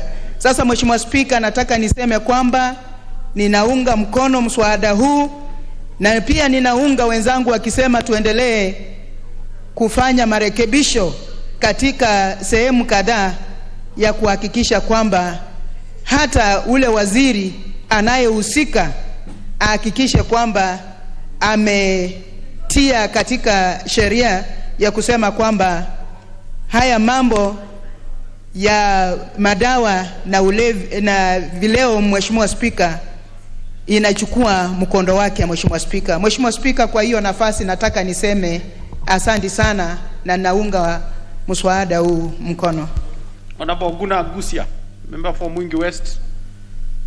That member seemed to have taken leave, earlier leave. Honorable Onyengo Osolo, South Mugango.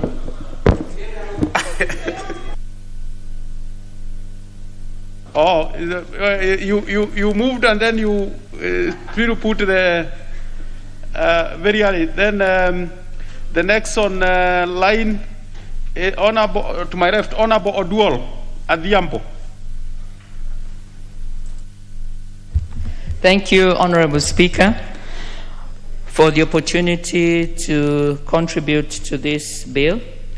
Honorable Speaker, from the onset, I would like to thank Honorable Osoro for indeed raising an important aspect to amend the Alcoholic Drinks Control Amendment Bill, National Assembly Bill number 70. Honorable Speaker, indeed, as has been pointed out by a number of speakers before me, as we look at the spirit, indeed, Honorable Speaker, of this amendment, we see that the Honorable Osoro would like to enable us as legislatures to ensure that that bill can address the critical subject of how alcohol is affecting our country, particularly the children and other vulnerable categories.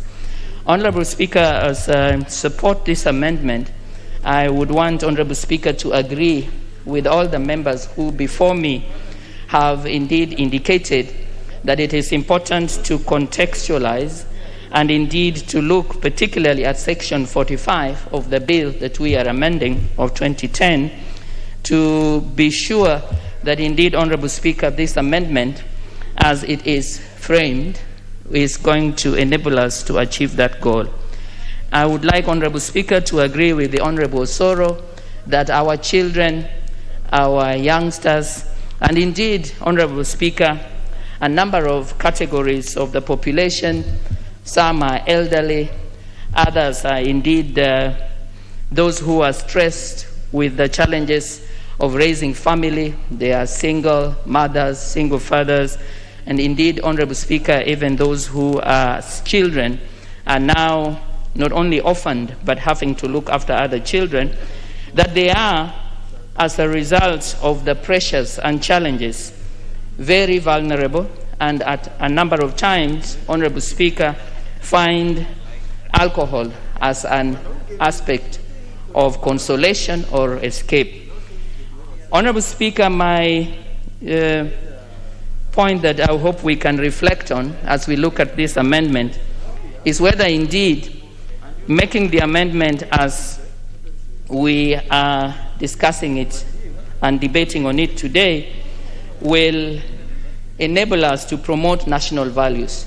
And so, Honorable Speaker, as I support this amendment, I do it because it is important for us as a nation to recognize that we are having extreme difficulty and extreme challenges and far-reaching consequences with the manner in which we are normalizing not only drinking, but indeed, Honorable Speaker, the exposure of young people, of children.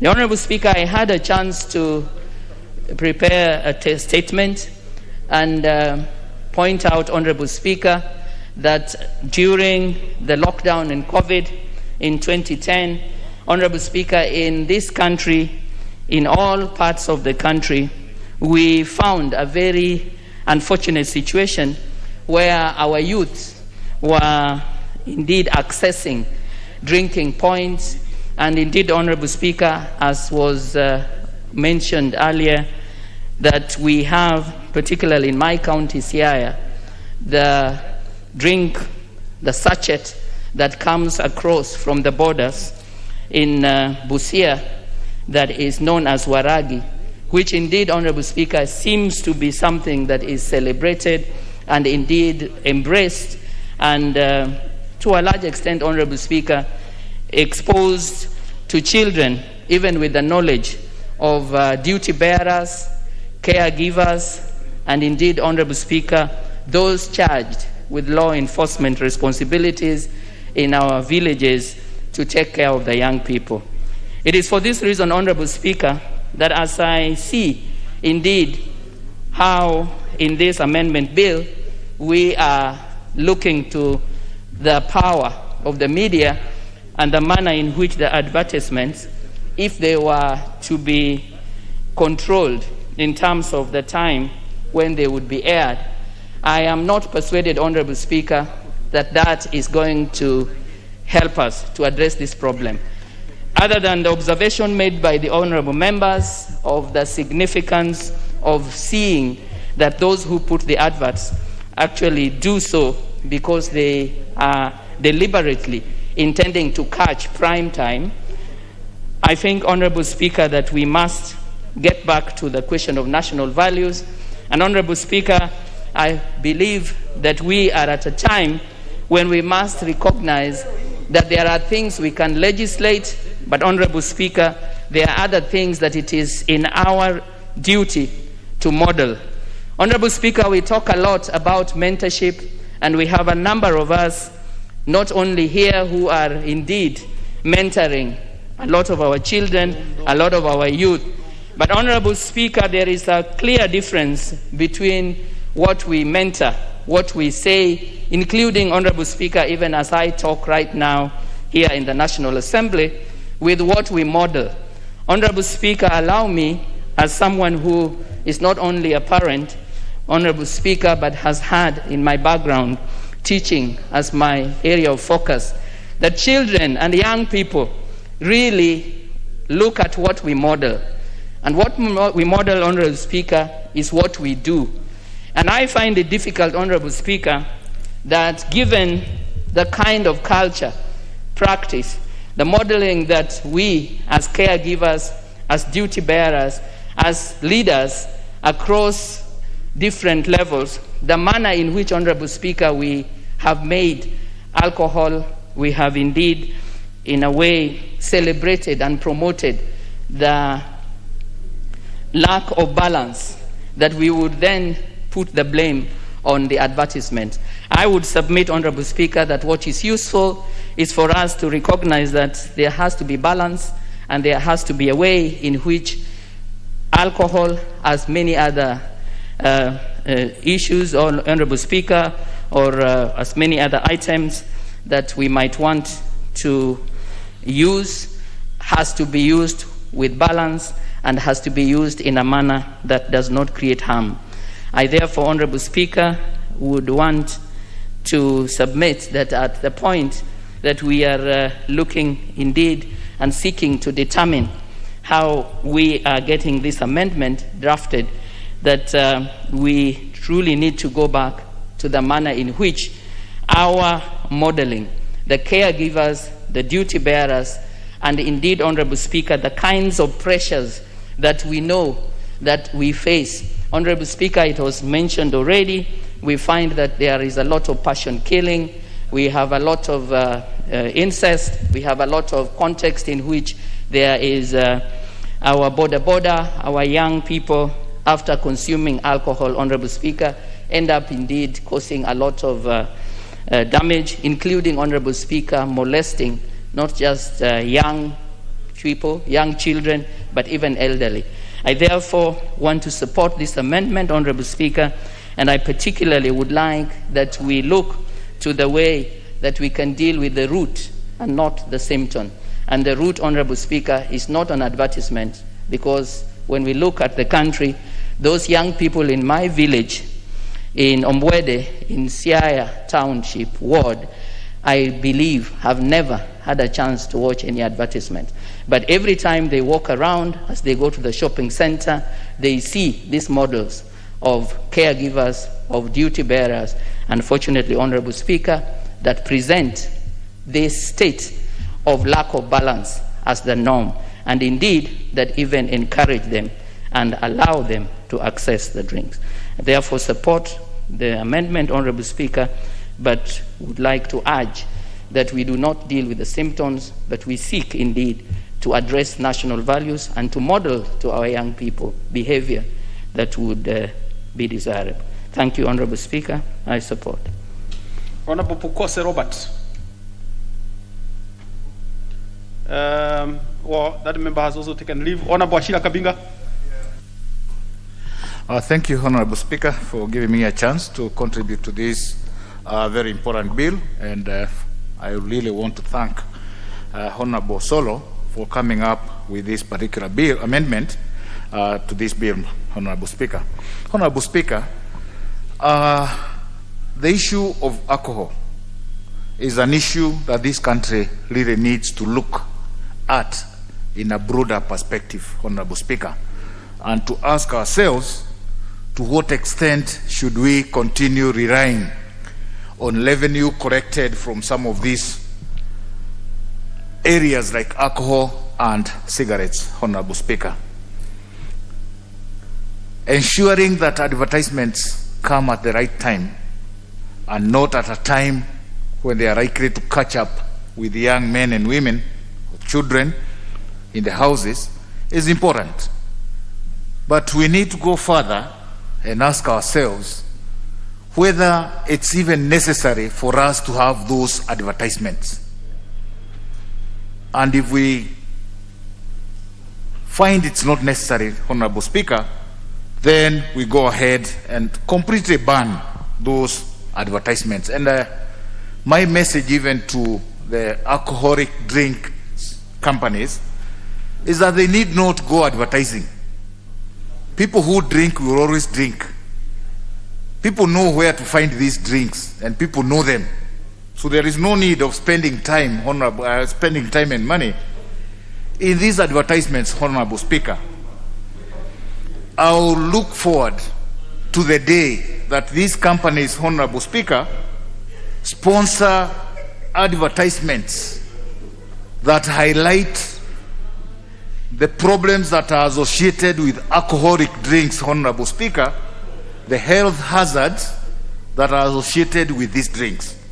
I would also wish that these companies spend more money in corporate social responsibility, taking care of the young children, the many children that are out of school courtesy of the alcoholic drinks that are taken by their parents, instead of spending so much money in these advertisements.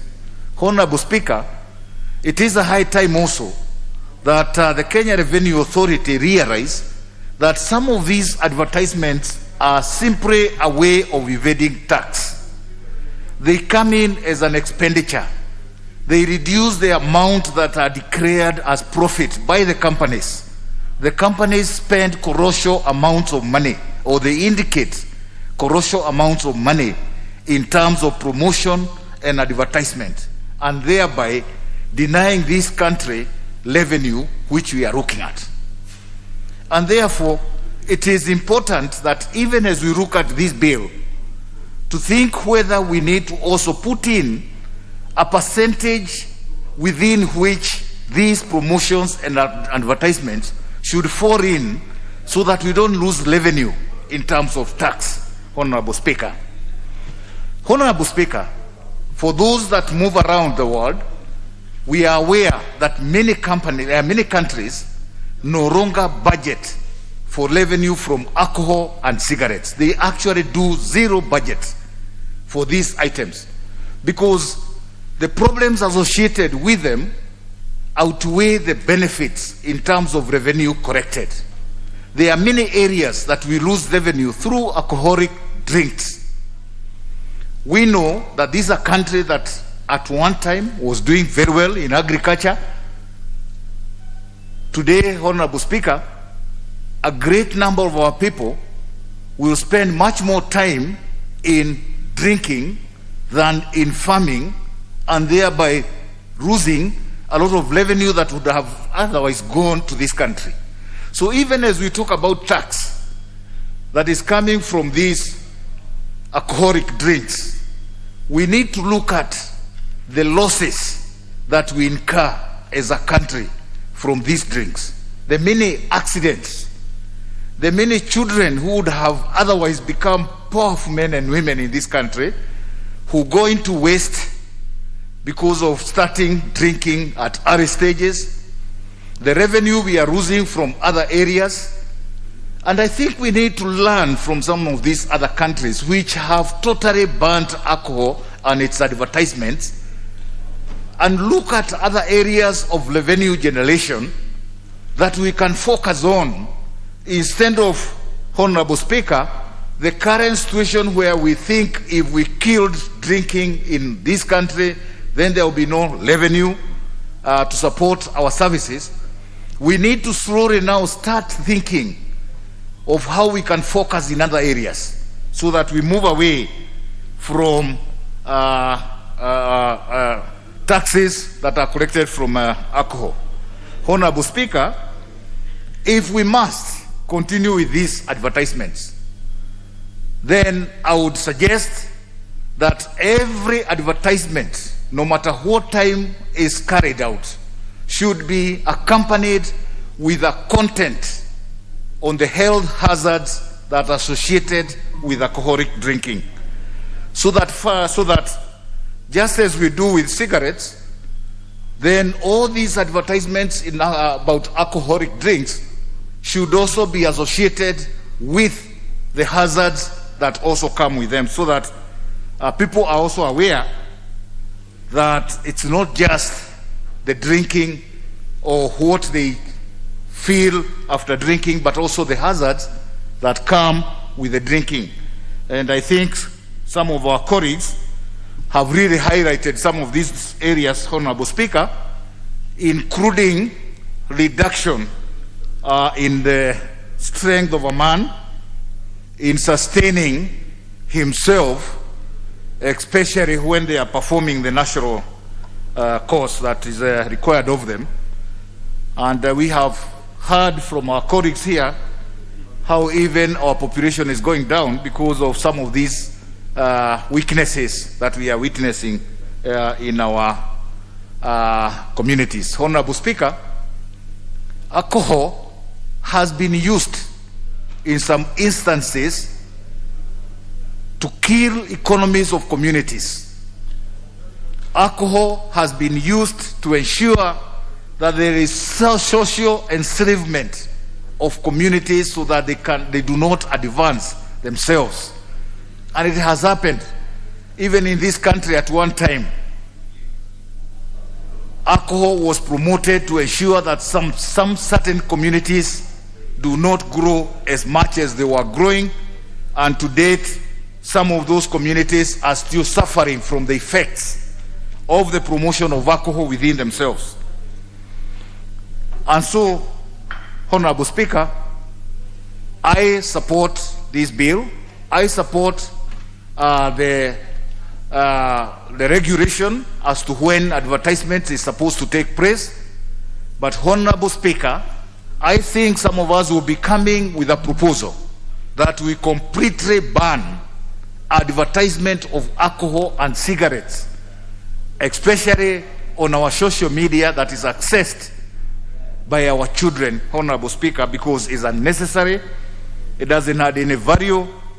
It's only promoting problems in this country. I've talked about the economy, family fabrics which are broken because of alcohol, the many people who are killing themselves because of spending every coin that they have in alcohol and ending up, Honorable Speaker, miserable and killing themselves. And generally, the over-reliance of our country into an economy that has no future, Honorable Speaker. With those few remarks, I support and hope that during the Committee of the Whole House, we will be bringing some amendments and proposals so that we can strengthen this particular bill to ensure that it is much more helpful to this country, and more so thinking widely and looking ahead to see how we want to live with alcohol as a substance that is not only killing our economy, but also killing the future of our young men and women. Honorable Speaker, I support. Thank you. Let's have Honorable Luyai Amisi, member for Saboti.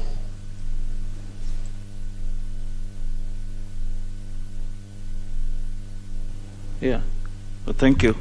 Thank you, Mr. Speaker, for giving me this chance to contribute to this important amendment by Honorable Soro, and we congratulate him for this bill. I think, Mr. Speaker, from the onset, we must understand what was the intention of Honorable Soro to amend this important act.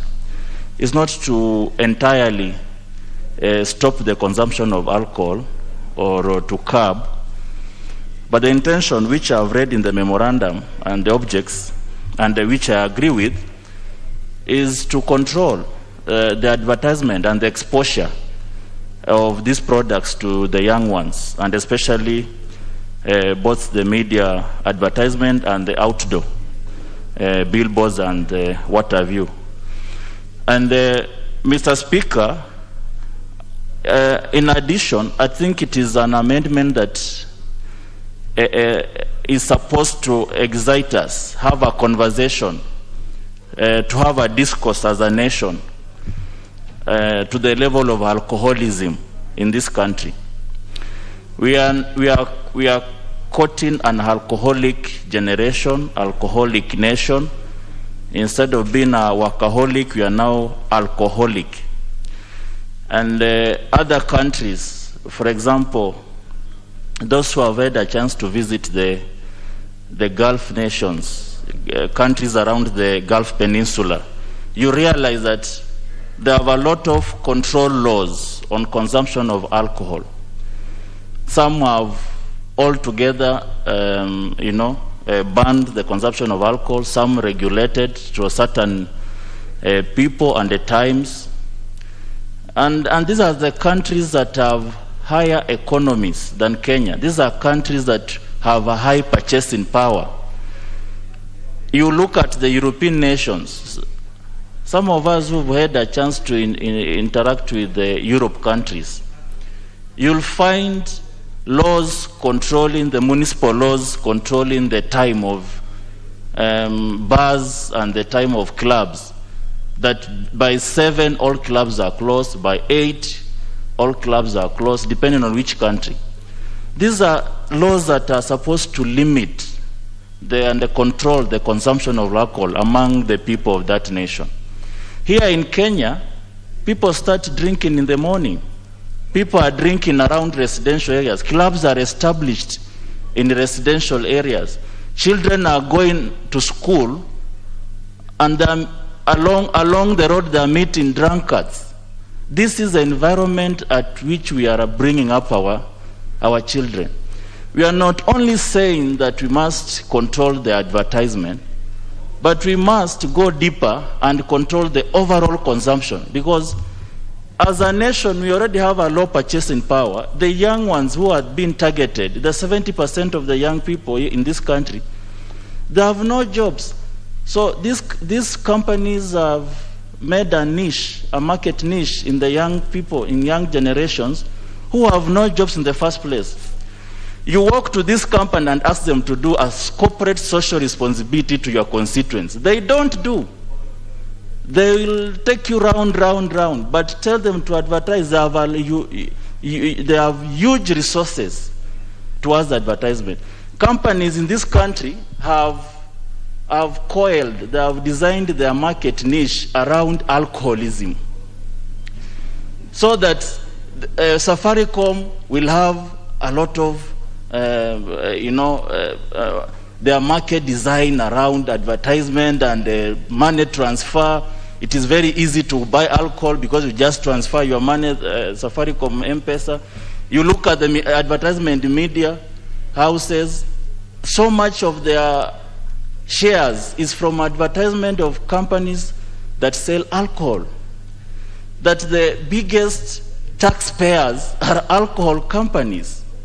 I mean, we've designed our nation around alcoholism and not production. This is about consumption. Alcohol is consumption. That you are happy, you are consuming alcohol. People are celebrating, and the only way, the climax of your celebration is alcohol. You are stressed, you are sad, you take alcohol. Any human being at any given time, you are either sad or you are happy. So even when you are happy, you are taking alcohol. When you are sad, you are taking alcohol. So you are taking alcohol throughout.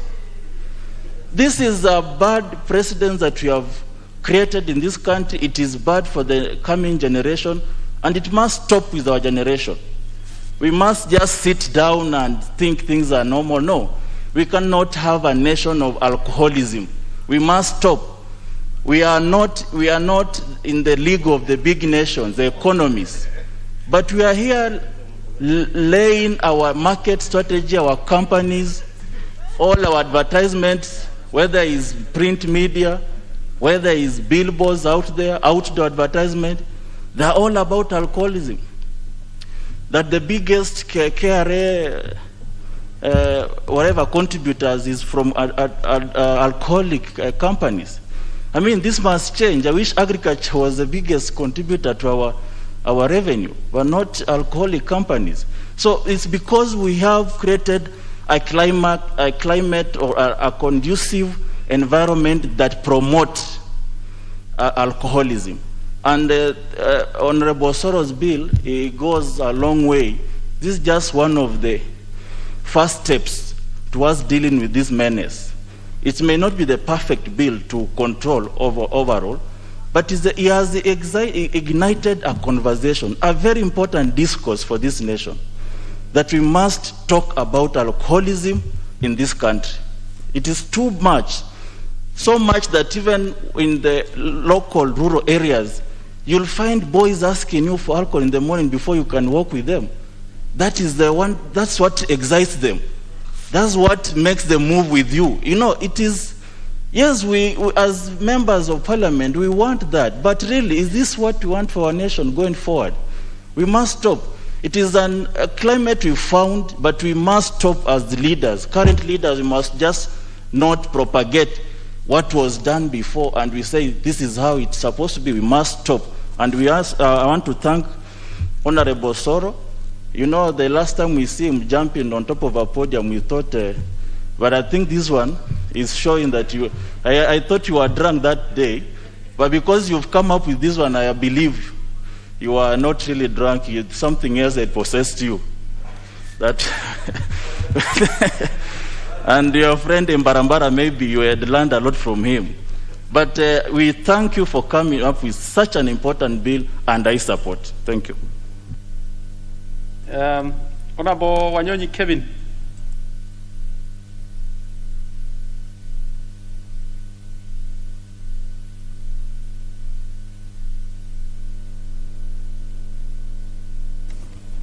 Thank you very much, Mr. Speaker, for the opportunity. And my problem is I don't know when the rain starts beating us. Honorable Soro, thank you very much for coming up with this bill. With this, we'll be able to support it because somehow this country has lost its moral obligation. Things are getting worse. Those of us who grew up in the rural areas, things are not the same as what we are seeing today. Something must be done, and I think, Osoro, I just want to agree with the Honorable Kaliba Misi. When I saw you jump on I thought maybe you're drunk, but I think you are so sober that you have to come up with this. He wasn't drunk. He wasn't. I want to thank you for coming up with this wonderful bill, which I'm sure will be able to regulate the timing in this country. Mr. Speaker, first and foremost, the controlling or timing of the advertisement is just a Ministry of Trade. I'm not a member, but I think we should be able to have strict regulations. You know, otherwise we leave things as they are. We are not actually prohibiting advertisement. But I think the intent and intention of this bill is that there should be proper timing so that at least it's not offensive. We can adjust that so that, and I'm afraid of young girls around here sitting with me, we're just having a meal, and Mr. Speaker, I get embarrassed as a father. My wife is sitting there, and they come and now they want to watch the news or something like that, and then you see a very stupid advertisement coming on the TV, and you don't know whether to leave the room And when you leave the room, the children look at you as if you are not with them. So I think it's something that we can actually control. We are not abolishing the advertisement. It's business. It's a revenue-earning business for this country. But let's have some morale behind these advertisements. The eye-catching advertisements that I see, I don't know whether you now after this you just go back home. The next 1 week you'll see what you are talking about. If you are not noticed, you'll find there's a problem. And the other thing is that bar businesses. We've also not saying that the bars should not be opened. We are agreeing that bars can be opened, but at a certain time. Formerly, the bars were open on Saturdays from 5, something like that, up to about 8 o'clock. Today, you walk anywhere in the city here, bars are opened. Of course, there are no jobs today. Our young men and women are out there, they are looking for jobs left and right, there's nothing. And then he ends up in a bar. And what happens? This kind of morality is actually promoted from there. So we are also saying that the timing of the bars and the timing is proper. So the ministry that are concerned, the county governments are concerned, let's have that regulation, Mr. Speaker, so that people can be able to, let's go back to our old way of doing things. As it is, the future of our country is in our hands. Because as somebody mentioned here, whatever you say, whatever we do, children are watching. And at the end of the day, they want to copy.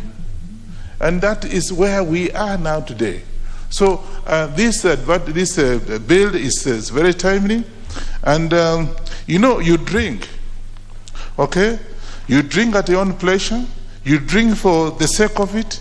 You drink because maybe there's a stress. I don't drink myself, but because there's certain stress, you're undergoing certain stress and strain, you drink, or because of pleasure. I have no problem about that. But then you become very excessive drinking. The quantity that you take, it actually, at the end of the day, has some impact.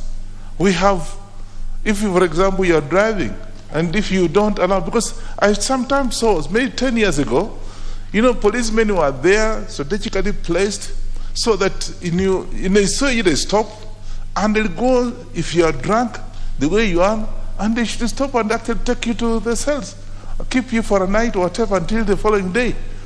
So that kind of thing has stopped today. Again, it's something that is under control, and we should be able to look at it and be able to see whether we can be able to at least regulate the kind of drinking. You drink and you drive. You drink, as the bill says, and you're actually going to maybe having a machine, a tractor, what have you. You are actually endangering your own self and other people that come your way. So I want to agree with this bill, and we should support it so that can be able to regulate, particularly the advertisements that actually we are seeing. Mr. Speaker, we just have to do something about it as a country. This is a religious country, and we should not just allow things to go the way they are having. And 2 or 3 days ago, I watched, I think I was just in my house and, alone. Nobody was there, but I saw advertisement that said there's something wrong. So the Ministry of Trade, and I think this house comes under that, should be able to come up to be able to regulate the kind of things we are seeing, because we're actually throwing away the morality, the moral obligations of our country, and we as leaders have that responsibility. And this is where we are today. Honorable Osoro, please, thanks very good for coming up with this kind of thing. And I think we'll support you. And of course, when it comes to implementation of these particular resolutions that we're going to come up with, should be timely. Be able to ask ourselves, how long does it take? Maybe the next 1 or 2 months, be able to have had the time to see that this has been implemented, and so that we can be able to go back to where we are, where we were some 10 years ago. Thank you very much, and I support this bill. And thank you and Heko for my brother coming up with this bill. Honorable Jaldesa Dida.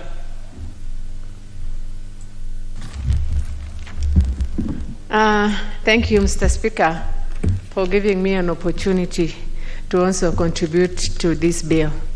As I do that, I want to join my colleagues in thanking Mheshimiwa Osoro for bringing a very important bill which will go a long way in saving the hustlers of this nation, Mr. Speaker.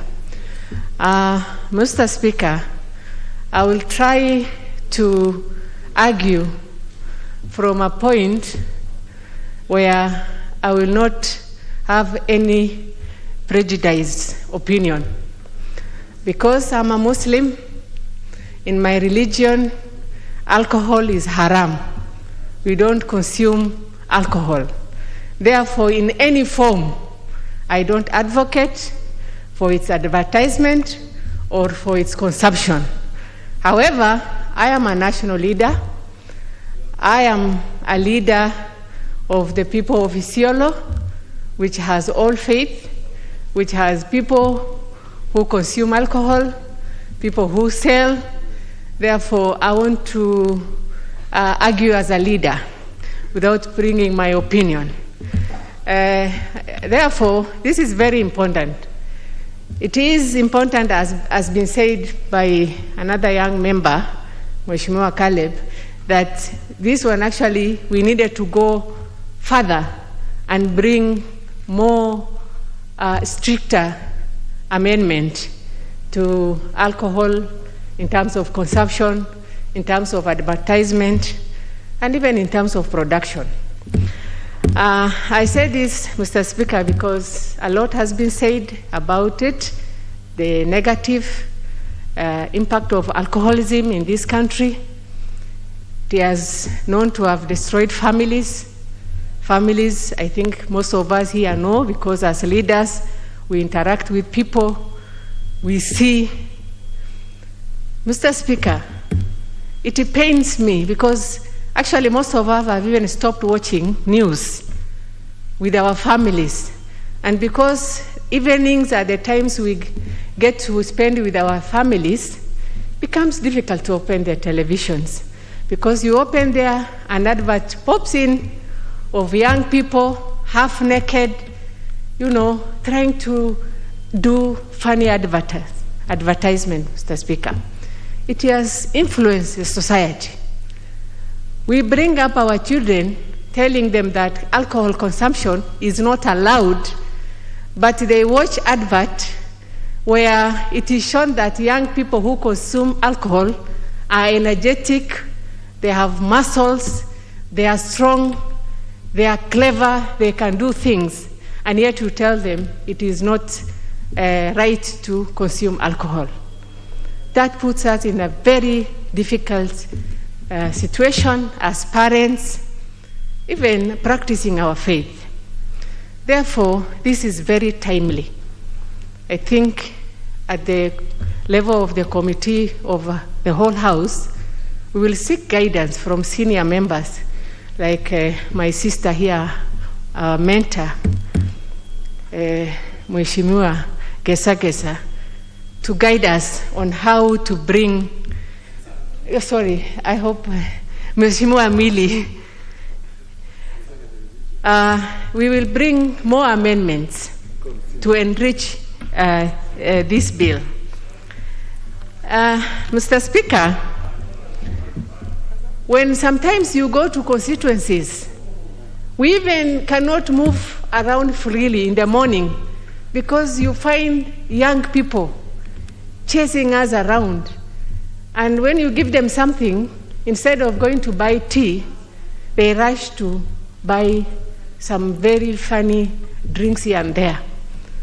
We have had to deal with cases of where a young boy or a young man marries today, in about 2 weeks or so, the marriage is dissolved. Because when you try to listen And these are facts, Mr. Speaker. It is because he cannot perform. He cannot perform. It has happened. Mr. Speaker, our social fabric, and this one, you cannot say it is this religion or that. These days, we have even young people from Islamic community who are engaged in alcohol consumption because of the peer pressure, because of advertisement that shows that when you don't consume alcohol, then you are backward, you are primitive. Such are things, Mr. Speaker, we need to regulate. In short, I think as a House, we need to go further and bring serious regulation to alcohol consumption. Therefore, I want to thank Mheshimiwa. I don't want to say more, because if I say more, maybe I'll go into details, and therefore I support. Honorable Bogomenza.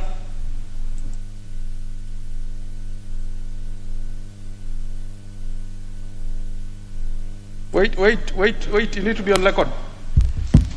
Asante Mheshimiwa Spika kwa kunipa fursa hii kuchangia mswada huu ulioletwa na Mheshimiwa Osoro kuhusu matangazo ya vileo katika Jamhuri yetu tukufu ya Kenya. Mheshimiwa Spika, nafikiri mengi yamezungumzwa na viongozi waliotangulia, na tunajua athari za vileo vile zimeweza kutanda katika Jamhuri yetu ya Kenya. Pombe imeleta madhara makubwa sana Mheshimiwa Spika katika Jamhuri yetu ya Kenya, na nafikiri kuna kiongozi hapa amesema zile shida ambazo kina mama pia wanapitia majumbani kutokana na mambo ya ulevi. Mheshimiwa Spika, sisi tunaelewa kuwa haya makampuni ambayo yanafanya matangazo haya yako katika biashara, lakini tunaunga mkono kwa ukubwa kuwa matangazo haya ni lazima yathibitiwe, kwa sababu tumeona athari zake. Wakati matangazo haya yanafanywa ni wakati utapata familia zimekaa pamoja, pengine zinaangalia kipindi fulani, pengine zinaangalia habari za Jamhuri ya Kenya. Wakati ule kwa kizungu tunasema ni prime time, lakini ndio inatumiwa kama fursa ya kuwa utawapata watu wako majumbani wamepumzika, pengine wanapata chakula cha usiku, na ndio wanatumia fursa ile kujaribu kutangaza yale matangazo yao ili waweze kuboresha biashara zao. Lakini Mheshimiwa Spika, tunaelewa japokuwa ni biashara, japokuwa wanatafuta kupata mapato katika kazi zao, lakini kuna umuhimu wa kuangalia umma kwanza, kwa sababu hatuwezi kuwa tunatafikiria pesa na umma unaangamika.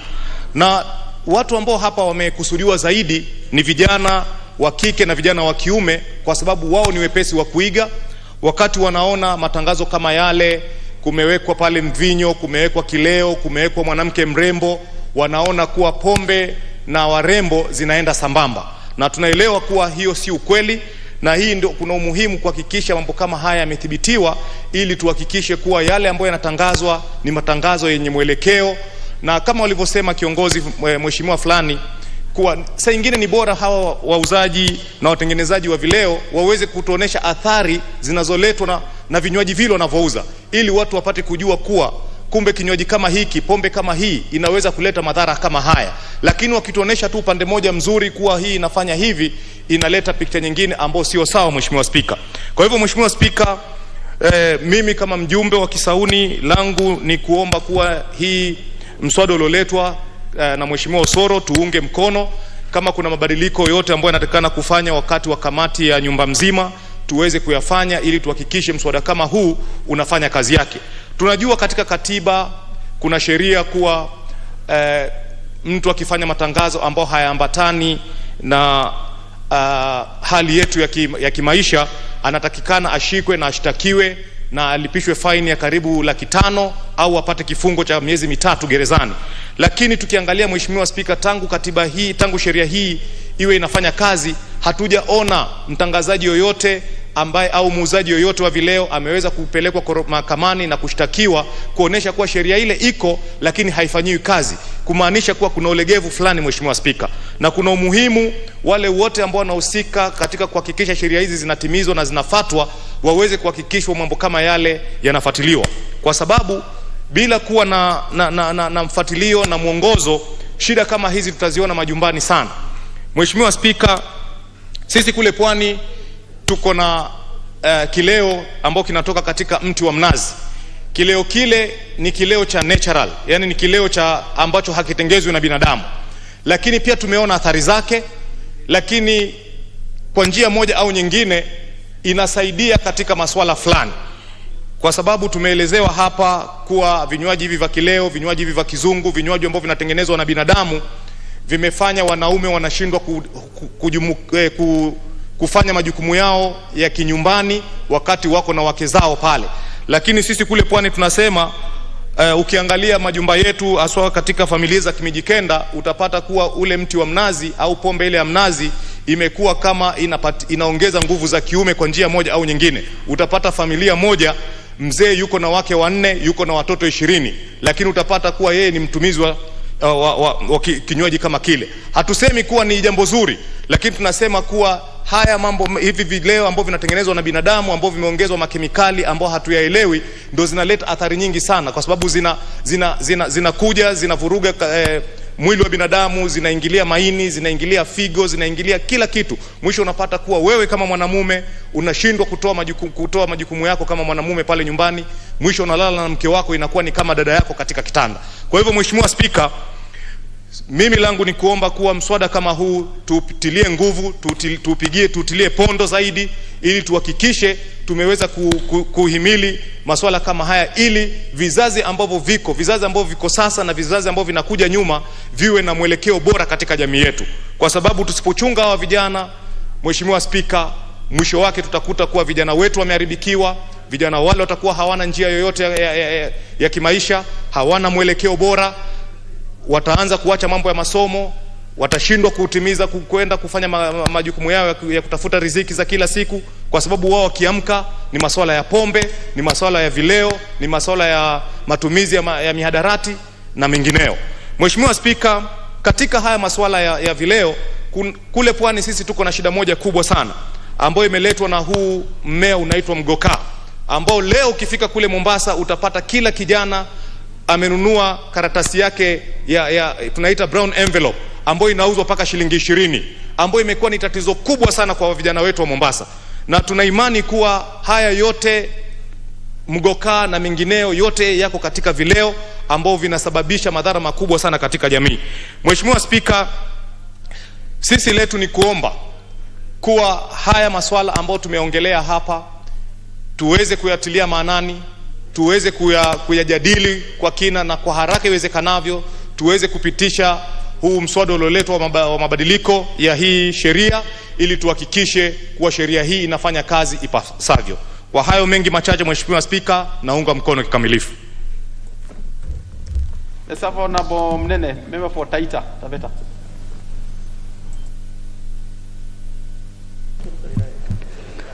Asante Bwana Spika kwa kunipatia fursa hata mimi niweze kuchangia kwa mswada huu ambao ni mswada wa muhimu sana katika nchi yetu, na nitangulie tu kwa kumpongeza Mheshimiwa Osoro kwa kuweza kuleta mabadiliko katika mswada huu.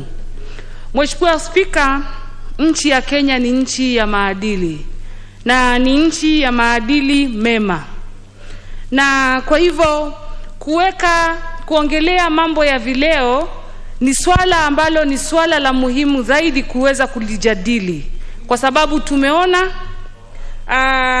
changamoto ambazo zimeletwa na mambo ya vileo, na hususan swala kamilifu ambalo tunalijadili leo la kuweza kuleta habari za mauzo ama advertisement kwa Kiingereza kupitia watoto wetu ambao ni vijana wetu wa umri mdogo, na pia wanazileta wakati ambao sio wasawa, wakati ambao pia kwa Kiingereza wanasema prime time, wakati familia ziko pamoja na zinajadili mambo ambayo ni ya muhimu kifamilia. Tumeona kwamba wakati wanaleta habari hizo za mauzo, wanajaribu kuonyesha ya kwamba wale vijana ama wale watoto ambao wanatumika ama wanatumia vileo hivyo wako bora zaidi ya wale wengine ambao hawatumii. Wanaonyesha kwamba wale wengine wanakuwa kama wenye akili zaidi, ama kama ni wasichana wanaonyeshwa kwamba wanaotumia vileo hivyo ndo warembo zaidi ya wengine, ama ndo wenye nguvu kupita kiasi. Na hiyo basi haiendi vyema na wengine, kwa sababu inakuta mara nyingi wengi wanajaribu kuiga na wanaiga kwa njia mbaya. Kama jamii na kama viongozi ni lazima tulinde maadili ya nchi yetu. Tumeona hatari nyingi sana ambazo zimeletwa na hivi vileo, na mimi ni kusimama tu na kusema ni jambo bora kuweza kuweka sheria ambayo itadhibiti habari hizi za mauzo ambazo haziendi sawa na jamii, ambazo haziboreshi kivyovyote vile familia zetu ama jamii zetu. Bwana Spika, tukiongelea mambo ya vileo, tumeona watoto wetu wengi haswa vijana wameharibika kwa sababu ya pombe tofauti.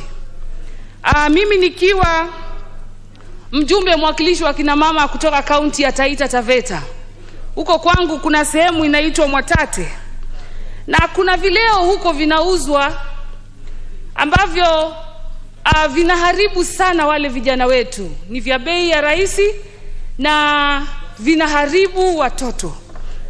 Ni swala ambalo tunaendelea kulifuatilia, na tukiendelea kuunga mswada wa leo mkono, nitasema kwamba haya maswala ya vileo kwa ujumla ni lazima kama viongozi tuketi tuyajadili kwa undani na tuweke sheria mwafaka ni vipi tutalinda jamii zetu, zaidi vijana, kutokana na hatari ambazo zinaletwa na mambo ya vileo.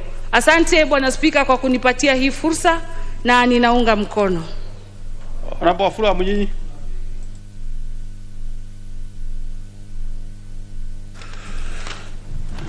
Thank you, Mr. Speaker, for the opportunity to speak on this bill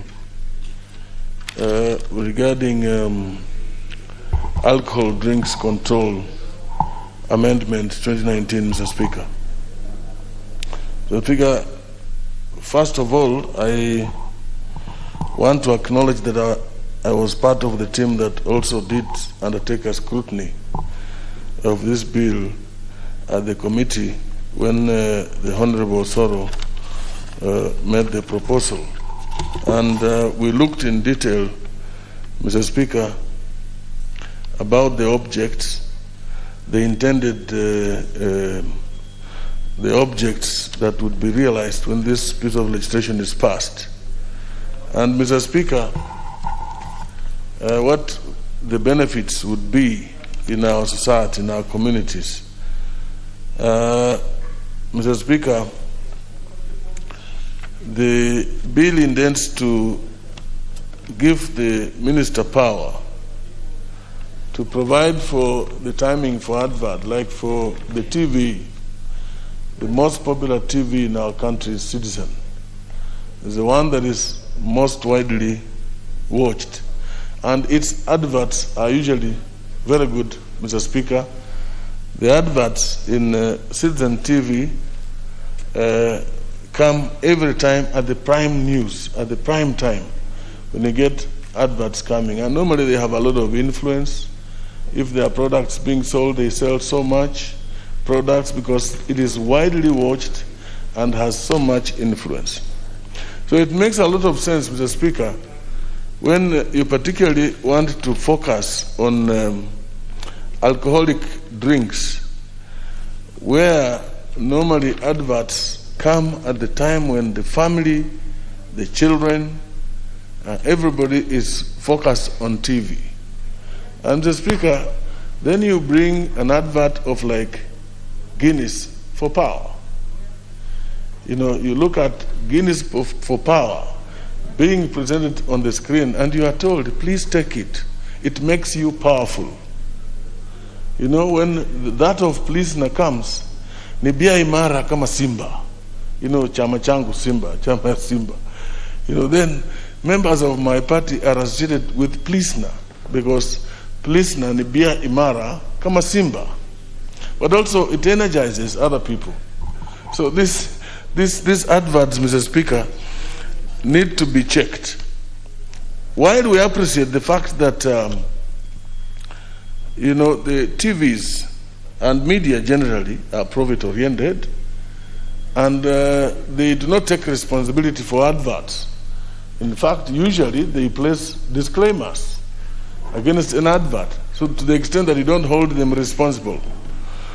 But, Mr. Speaker, these adverts have a lot of influence, and you know, they need to be checked. And I think it's a good.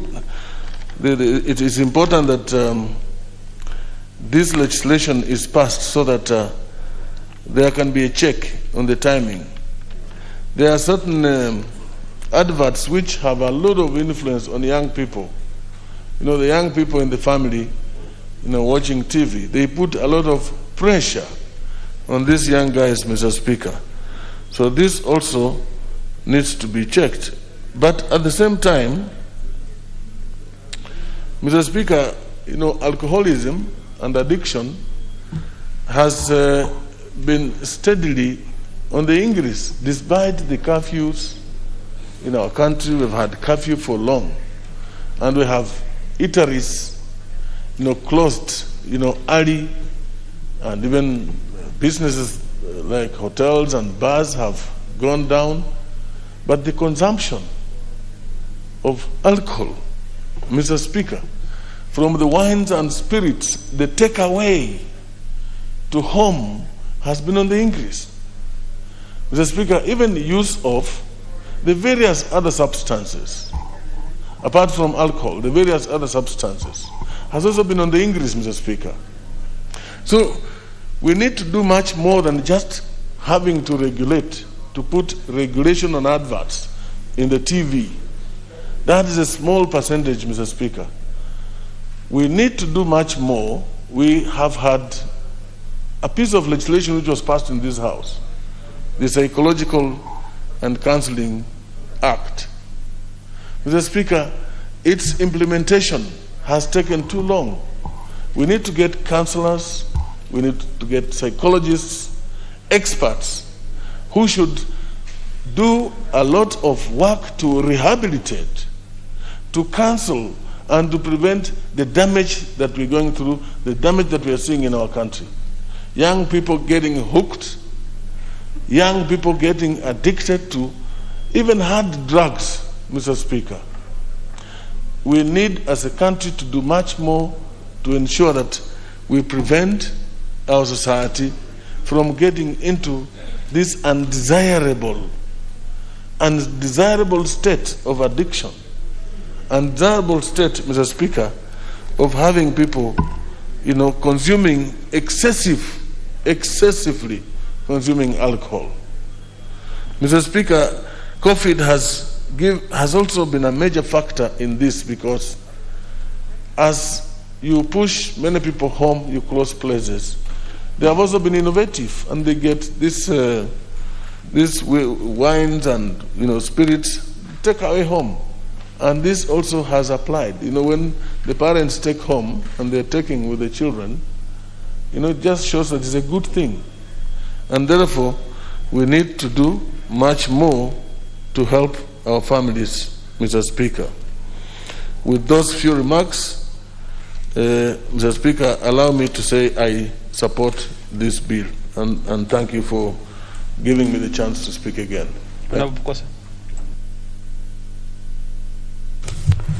Thank you, Honorable Speaker, for allowing me to contribute to this very important bill by Honorable Osoro, the Alcoholic Drinks Control Amendment Bill 2019. Honorable Speaker, this bill has two amendments, and in the first amendment, you're giving the Cabinet Secretary the powers to prescribe the hours within which the electronic advertisement of the alcoholic drink shall be done. And you're also saying that the consumption of this drink should promote national values. Honorable Speaker, I think that is the gist of the amendment to this bill, which I find is quite in order, and I think that this is a very good amendment, because more often we've seen even the Kenya Film Corporation going after contents that have been that have been prepared by some of our artists. We've seen them trying to even make them not to continue with those kinds of broadcasts. But you know, somebody, it is for an adult, somebody who is over 18, you have a right to choose. But for children below 18, even in the drink, it is written that if you are above 18, then you can drink. If you are below 18, then you should not drink. I think that's written in the bottle of the beer or whatever drink it is. It is also like even smoking. Even in smoking, it is written also who can be able, below which year you should not be able to be smoking. And I think when you say you want to promote national values, I think these are things that are lacking completely in our society. Because when you look at even the issue about the controlling even corona now, when you put regulations that we need to have curfew hours between 10 o'clock and I think 5 a.m., you ask yourself, how effective is that in controlling this corona issue? Is it really working? And when you even put it that there shall be no public gatherings, yet you find that others are actually exempted from those public gatherings. They continue doing the public gatherings. And when some who are in a different lineage or a different coalition, when they attempt to also have even that meeting, you find that the police are sent to disrupt those kinds of meetings, to disrupt. It is selective. When you do it selective, I don't think it is going to achieve anything.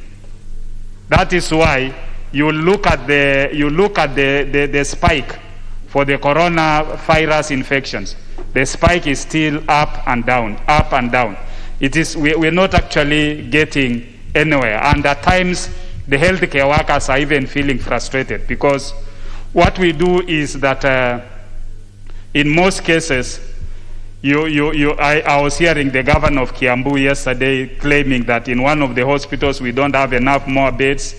Yet you look at it, how much money was brought for the COVID.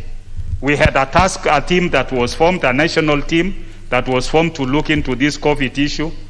We had money set aside for even establishment of beds, building up structures. What happened to that? Do we really go back and look at how did we try to control this disease? And therefore, issue of promoting national values, I think it needs to be inculcated. And I think this should even form part of the syllabus. Maybe we start inculcating national values right from the bottom there, moving upwards. The bottom-up approach. That might be able to give us maybe something to think about. As much as we're thinking about the economic model, let's also think of how do we inculcate national values right from the bottom going up, so that we can be able to have issues that can be tackled. When we say that this advertisement should be done within this period, we are actually setting the electronic media to understand. And these are basics, because even people who work within those electronic media, they are adults, they have families, they have children. How do they feel when some of those adverts come in and they are with their children, maybe eating supper or even eating lunch, and something comes, an advert that is really should not be able to appear at that time? How do they feel? So I think this is captured in that issue of inculcating moral values, inculcating what are the principles for us as a country, that we can be able to live with it and say that this is right and this is wrong. Because more often you'll find that people would want to have a situation where somebody has to be law enforcement. You require maybe a law enforcement to enforce it. It shouldn't be like that. It should be self-regulated. It should be you as an individual. You know, when you look at even the laws that are there in existence on the same issue, regulations would have done this. But with those regulations not achieving this is why Osoro felt, I think I need to put it in an act. I think I need to make an amendment, because these regulations, which are supposed to have achieved this, they have not done that. So this is an amendment that calls the consciousness of especially those who in the advertising media. It also the media fraternity, and we even have the media council. They should be able to look at some of these things and understand that these kinds of adverts should be able to come within this period of time. Why should we wait until Osoro has come up with an amendment for us to be able to realize that this, what we're doing as a media fraternity, is wrong? So, Honorable Osoro, I think this is a good amendment. I encourage also members that we look at some of the areas that we can, just like this one, that we can be able to amend and make sure that we bring in laws that can help our society. Thank you, and I support. Honorable Okelo, member for Nyando.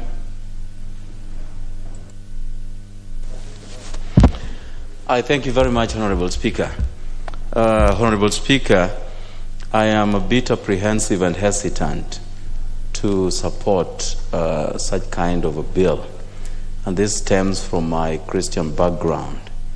I wouldn't wish to promote any agenda that is incongruent with the belief of a Christian. And therefore, Honorable Speaker, Honorable Osoro has brought this agenda, which we are alive and awake to, that there is alcoholism, and alcohol has contributed quite immensely to the destruction of our young children. The productive lot of our society currently, which is the youth, have developed a tendency of staying very late in the night doing nothing but drinking alcohol. Some members of this House have alluded to this fact, that when we walk around as their leaders, the first thing they would be asking you is money. And if you ask for doing what, they will tell you to drink alcohol.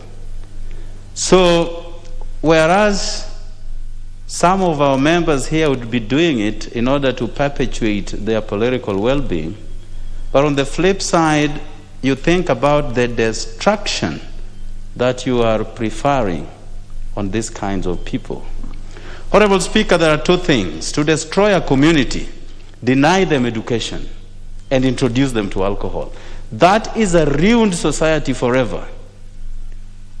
I also acknowledge, because I live in this country and I live in the world as a member of that society, that when it comes to remission of taxes, the companies that deal with liquor pay so much to sustain the programs of government. So we are alive and awake to that fact. And they additionally employ so many people. Apart from the government, I think EABL, for instance, would be number 2 in terms of provision of jobs to our society. So we are alive and awake to these facts. But the mere fact that alcohol in itself is a destroyer needs just more than a control. Any company worth its salt would be targeting the prime time so that there is a bigger catch of the people who will be benefiting from the information on advertisements. And therefore, I do not know how this is going to sit with alcohol companies that only target the prime time so that they can expand their clientele base. But here we are trying to prefer certain times which will be prescribed further by the minister in charge so that they can advertise within particular periods. But this also goes further, Honorable Speaker, to incorporate the media companies that only make a living out of the advertisements, Honorable Speaker. And they will tell you that when they target prime time, they charge more. But when you advertise during other periods, you tend to pay much less. So this effect has a trickle down, not just about the companies that make liquor, but also the companies that are in the advertisement or the media industry. So that is why I said I will be quite hesitant because of the other down effects that this kind of bill will have. How I wish that everybody would be like me, that we don't drink alcohol in general, and then we'll be talking about something else. We'll be talking about tea. We'll be talking about coffee. We'll be talking about ugali and fish. But because we also acknowledge that there are people who derive their happiness and joy and ecstasy out of alcohol, we just have to incorporate them into a discussion such as this. But Honorable Speaker, how I wish that we shall prefer even more controls that would also beef up what Honorable Mututo did begin. Preferring times when alcohol can be consumed, preferring the amount of alcohol that can be consumed, consuming alcohol not when driving, not when at work, not when driving a machinery. It should go a long way in order that our people should take the least amount of alcohol, because I've never met anyone who drinks alcohol and is so successful just because they're drinking alcohol. They would be successful in other things, in other strata, but not because they have become champions in consuming alcohol, Honorable Speaker. My friend who recently claims to be one of my best friends is trying to be at pains to absorb this, but I don't think he drinks alcohol either. He has never drank alcohol, and therefore when we talk about this, he's on the same prism as myself. So, Honorable Speaker, with all this, I want to say... Honorable Member for Nyando, what is it, Honorable Akob?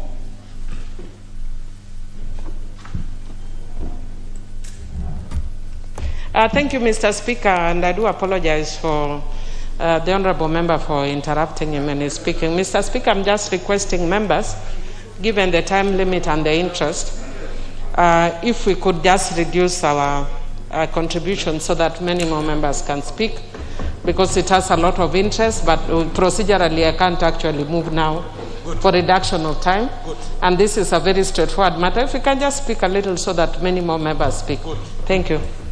Well, it's good, Honorable Akob, you actually directed it to your colleague members, because procedurally you may not reduce, but look, she is just doing a persuasion, so then we accommodate more members.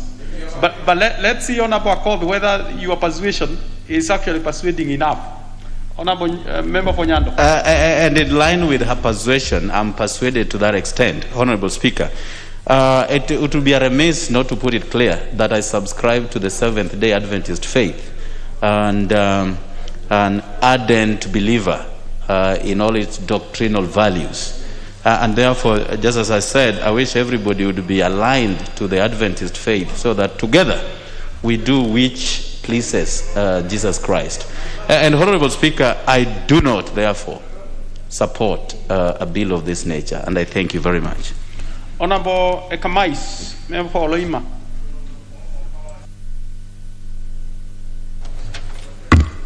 Thank you, Honorable Speaker, for giving me this opportunity to add my voice to this very important contribution or debate.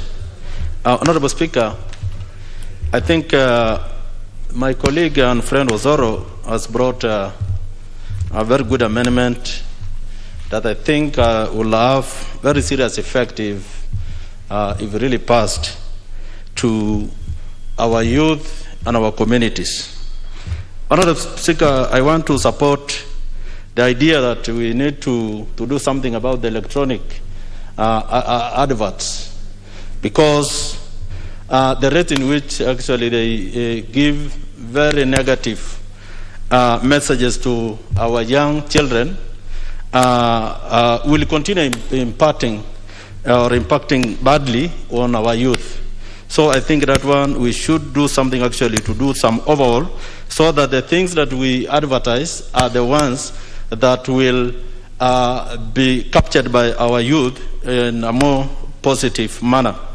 Honorable Speaker, I see by ages of 19 to 20 or even to 25 there, most of our youth, like 70% of them engage on very heavy drinking. So I think this will result to majority of them actually ending up making very bad decisions in life. So I feel by enacting what my friend Ozoro has brought to us will help us get the best youth out of our communities. Honorable Speaker, I think there is a problem with our families today, because I find that like 60% of our youth prefer taking alcohol in the morning as breakfast. Like 60% of them, because if you invite them at home and you bring sodas or tea, they will say, we don't take this thing nowadays. We will go for something else later. So, meaning there is something wrong, and we need to actually do something to ensure this kind of attitude that is cropping up is changed. Is that Honorable Bala Kinyi? What is out of order, Honorable Bala? Mr. Speaker, is the Speaker on the floor in order to say that 60% of our youth take alcohol in the morning for breakfast? Does he have that information, data? Thank you. Member for Loima, that looks like you have done quite a bit of research on that. Honorable Speaker, I said like 60%. We are just discussing here, Honorable Speaker, saying our youth are highly affected by the element of alcoholism. It's a general statement, rather than fact.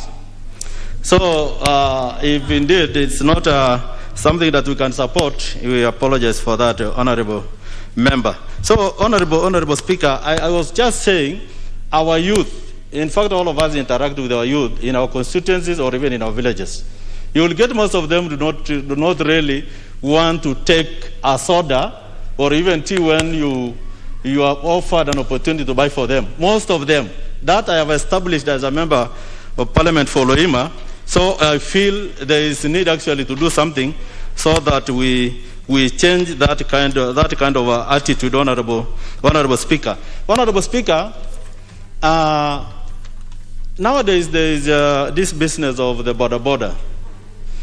And most of the border drivers get accident. They are highly involved in accidents, and if you try to assess those drivers or even those who drive vehicles, you can get most of them are youth.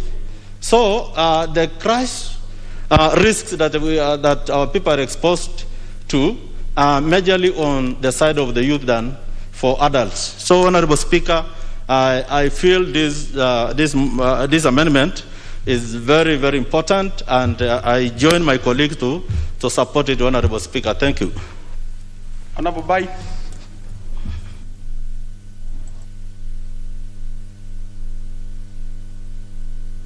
Thank you, Mr. Speaker, for the opportunity to speak to this bill, and I also appreciate the originator, Honorable Osoro. Mr. Speaker, I'll be very brief because I know other members would want to contribute. Mr. Speaker, one of the issues I would want to bring out is a culture that has grown in our country where you find parents going to drinking dens or these bars with their kids, and the kids are playing just around there, and the parents are drinking, the mother is drunk, she's dancing, her daughters are watching. Then there's the nyamachoma, they all come sit around the table, there are drinks around the table. The next table are people who are drinking and singing. We have Mogidi all over. Mr. Speaker, that's something that needs to be looked into as we work on this bill, because it's very unfortunate when we allow our kids to spend a whole afternoon in a bar. And young kids, I'm talking of kids of 7, 8, 9 years, Mr. Speaker. Mr. Speaker, the other thing is we also need to add on this definition for the alcohol, because there are some more dangerous alcoholic substances than what we define alcohol, just like beer and the brews and all that. Mr. Speaker, I'm talking of things like mukuka. You find mukuka has gone even to the smallest village in this country, and it's all over the country. Young boys are not going to work. The youth are not going to work. By 10, a young man has already, with 30 shillings, a young man can afford a pack of mukuka, which the guy can spend a whole day chewing. And within 3 hours, the young man, Mr. Speaker, cannot be told anything, cannot hear anyone, cannot work. And how do they get the money for the following day to do the same, Mr. Speaker, or have some dinner in the evening? They end up stealing. Lastly, Mr. Speaker, it's about manufacturing and licensing. You know, we have some liquor, we have some alcohol in the market. I always call them alcohols without PO box, because you can't trace where this alcohol comes from. If you want to know where Tusker comes from, Mr. Speaker, you know where you go. If you want to know where Guinness comes from, you will drive there. But Mr. Speaker, there are some drinks which are more popular in our shelves, the shelves of bars, which you can't tell where they are coming from. And they are on the billboards, they are on papers, they are on TVs, they are on radios, and they are very dangerous. With little money, young men can access them, but we can't trace where they are coming from. So that's one of the things, Mr. Speaker, that needs to be looked into. And as we also look into that, we also need to discuss the traditional brews, because I know the government is very serious on clearing the issue of taking the local traditional brews. But yet, Mr. Speaker, I think the work is like 70% done. We have a lot of traditional brews being taken in the villages, and this is affecting our public. Lastly, Mr. Speaker, I will tell Mr. Osoro, Honorable Osoro, not to worry, we'll work on this. The youth are in this, Mr. Speaker, because of this trickle down thing. When we get into the bottom half thing, Mr. Speaker, I think we'll have an opportunity for the youth to be safe. Thank you, and I support. Honorable Odhiambo Akoth.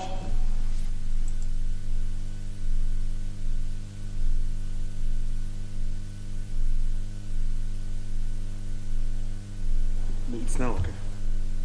Oh. Thank you, Mr. Speaker, for giving me this opportunity. Mr. Speaker, let me try and follow my own request, which is to try and speak in the shortest time. I want to support Honorable Osoro for bringing up these amendments. Mr. Speaker, I wish Honorable Jared was here. I'm also a Seventh-day Adventist like him, and the proposed amendments here actually help Seventh-day Adventists. It doesn't go against the principles of Seventh-day Adventists, because Seventh-day Adventists don't drink. And so what Honorable Osoro is trying to do, and I know his constituency has a lot of Seventh-day Adventists, and what he's trying to do is to protect our young generations while appreciating that people are doing their businesses. So it's actually creating a balance. Mr. Speaker, what I would want to say is that in the last parliament when Honorable Mututo brought the bill, I remember when we were speaking in this house, almost every single member of this house had a member of their family who is a victim of alcoholism, including my own family, Mr. Speaker. And because we are not able to manage and we don't have facilities that are enabling us to manage those, we don't have sufficient ones, we need to make sure that we protect our youth by advertisements that are giving them reasonable information. And so what Honorable Osoro is trying to do is to indicate that advertisement should not purport to say that drinking promotes national values. Mr. Speaker, because I don't want to look like I'm targeting a specific drink, but I know a specific drink in mind that actually makes it look like when you drink that alcoholic drink, and eat nyama choma, then you are very Kenyan. Mr. Speaker, I've never, strangely, I know many people always think because of the way I do my things, many people think I drink. Because I was born, raised Adventist, I have never tasted a bit of alcohol, except when we are having the church, what is it called? Those ones you take in church. Mr. Speaker, I do not take any form of alcohol. Altar wine. The altar wine. I never take any form of alcohol. I have never done, and I do not intend in my entire life. And Mr. Speaker, the only thing I would want to encourage Honorable Osoro, because what he told me verbally is actually not indicated here. Because he said he wants to make sure that we do not do advertisements in a manner that expose nakedness of women and young people. He does not have that here. But fortunately, I've looked at the main bill. It outlaws things like that, except it puts a fine of only 500,000. Honorable Osoro, perhaps if you could consider within your same amendment of the same provision to enhance the fine, because 500,000 to these big companies is actually nothing. It's petty cash. And Mr. Speaker, the other issue that I'm also seeing in this amendment is Honorable Osoro is a bit scared.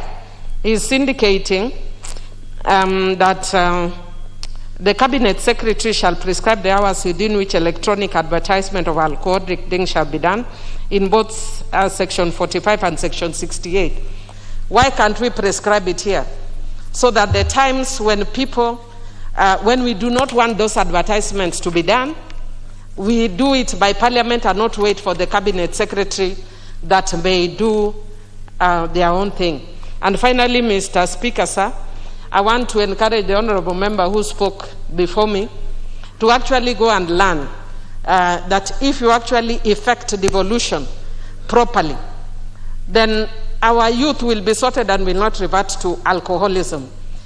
This bottom-up approach, Mr. Speaker, that he's talking about will not save our children.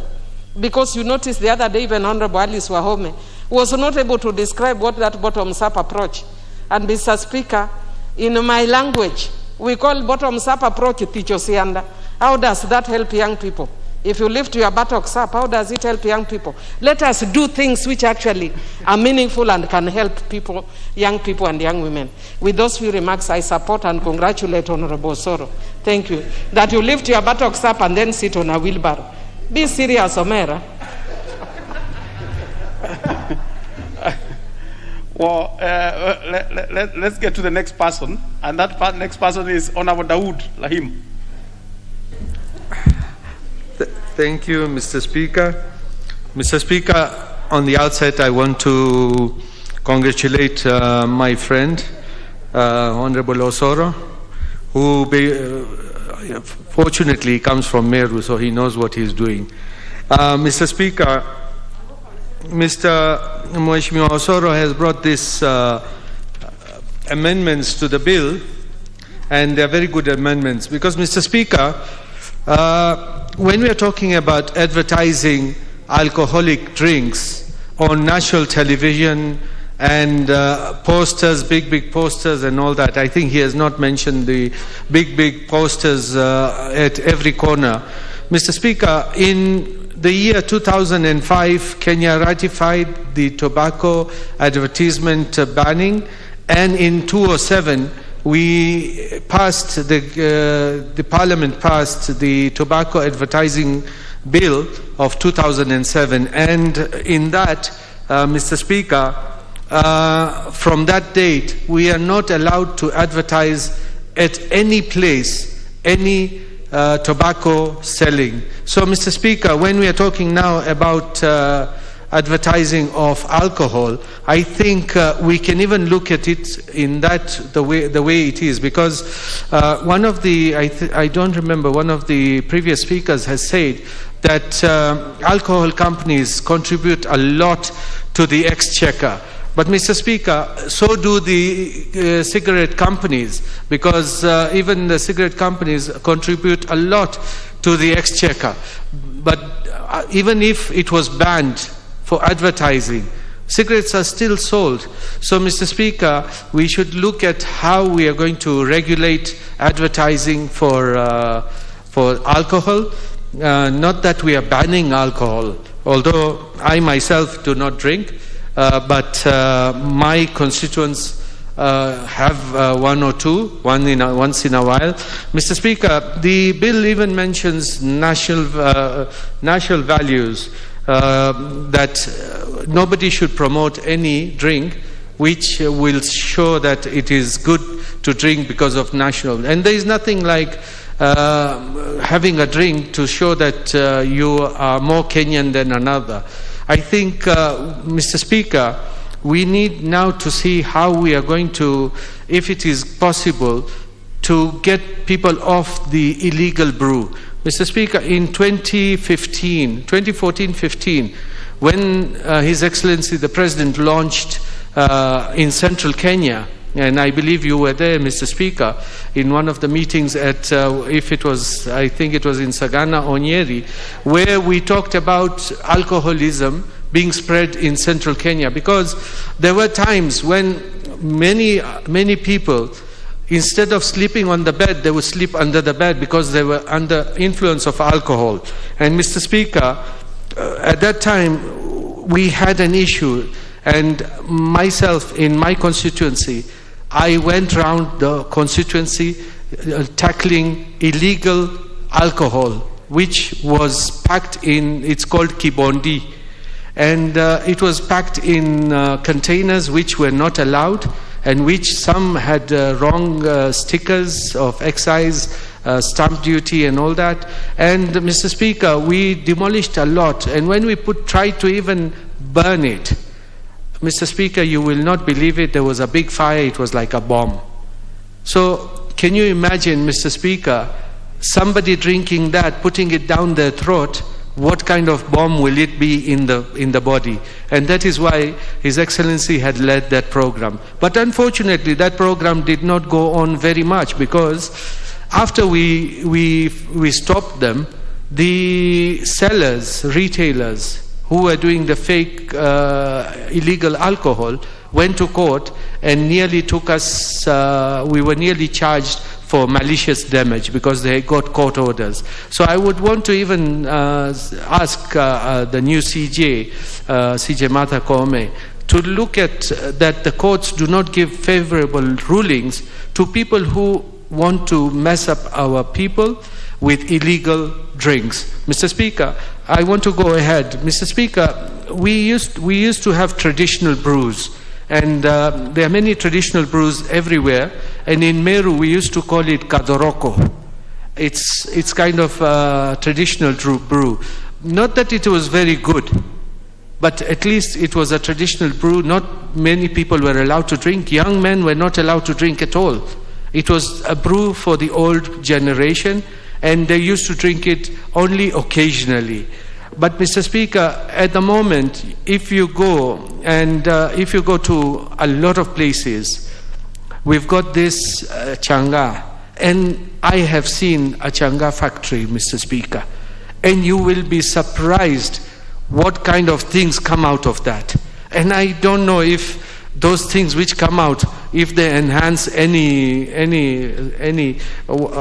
way a person will perform or how he feels, whether he goes to the seventh heaven or what, Mr. Speaker. But we need now to see that we can get people off those illegal drinks, and the best way to do is give incentives for the real good alcohol, that the 1% tax which the government has put in the Finance Act, which the turnover tax, which should be removed, so that the Senator CAG, Mr. Speaker, if in the last Parliament, when I was in the Finance Committee, there was a time we had removed the taxes on Senator CAG. But unfortunately, Treasury thought, because it was being sold a lot, that they needed to tax it, and they killed that industry of Senator CAG. Mr. Speaker, I believe with this kind of law, what Mr. Honorable Osoro has proposed, we need either to completely ban the advertising, or we put it not on prime time, because you would not want to sit with your kids and then you see somebody coming up on TV promoting, saying that people, if you drink this, you will be very strong wherever you want to be, and then you can be a Superman at that time. But Mr. Speaker, we need to see how we can sort out the advertising bit. Mr. Speaker, the other thing I would want to say is we need to put the law where nobody would be allowed to take their children into a bar, because we tend to take our children into a bar. And Mr. Speaker, I think I will end there because one of my colleagues is asking me to stop. But Mr. Speaker, I want to support Honorable Osoro and say thank you to you as well. Thank you. Let's have to my left Honorable Aseka, member for Kisero.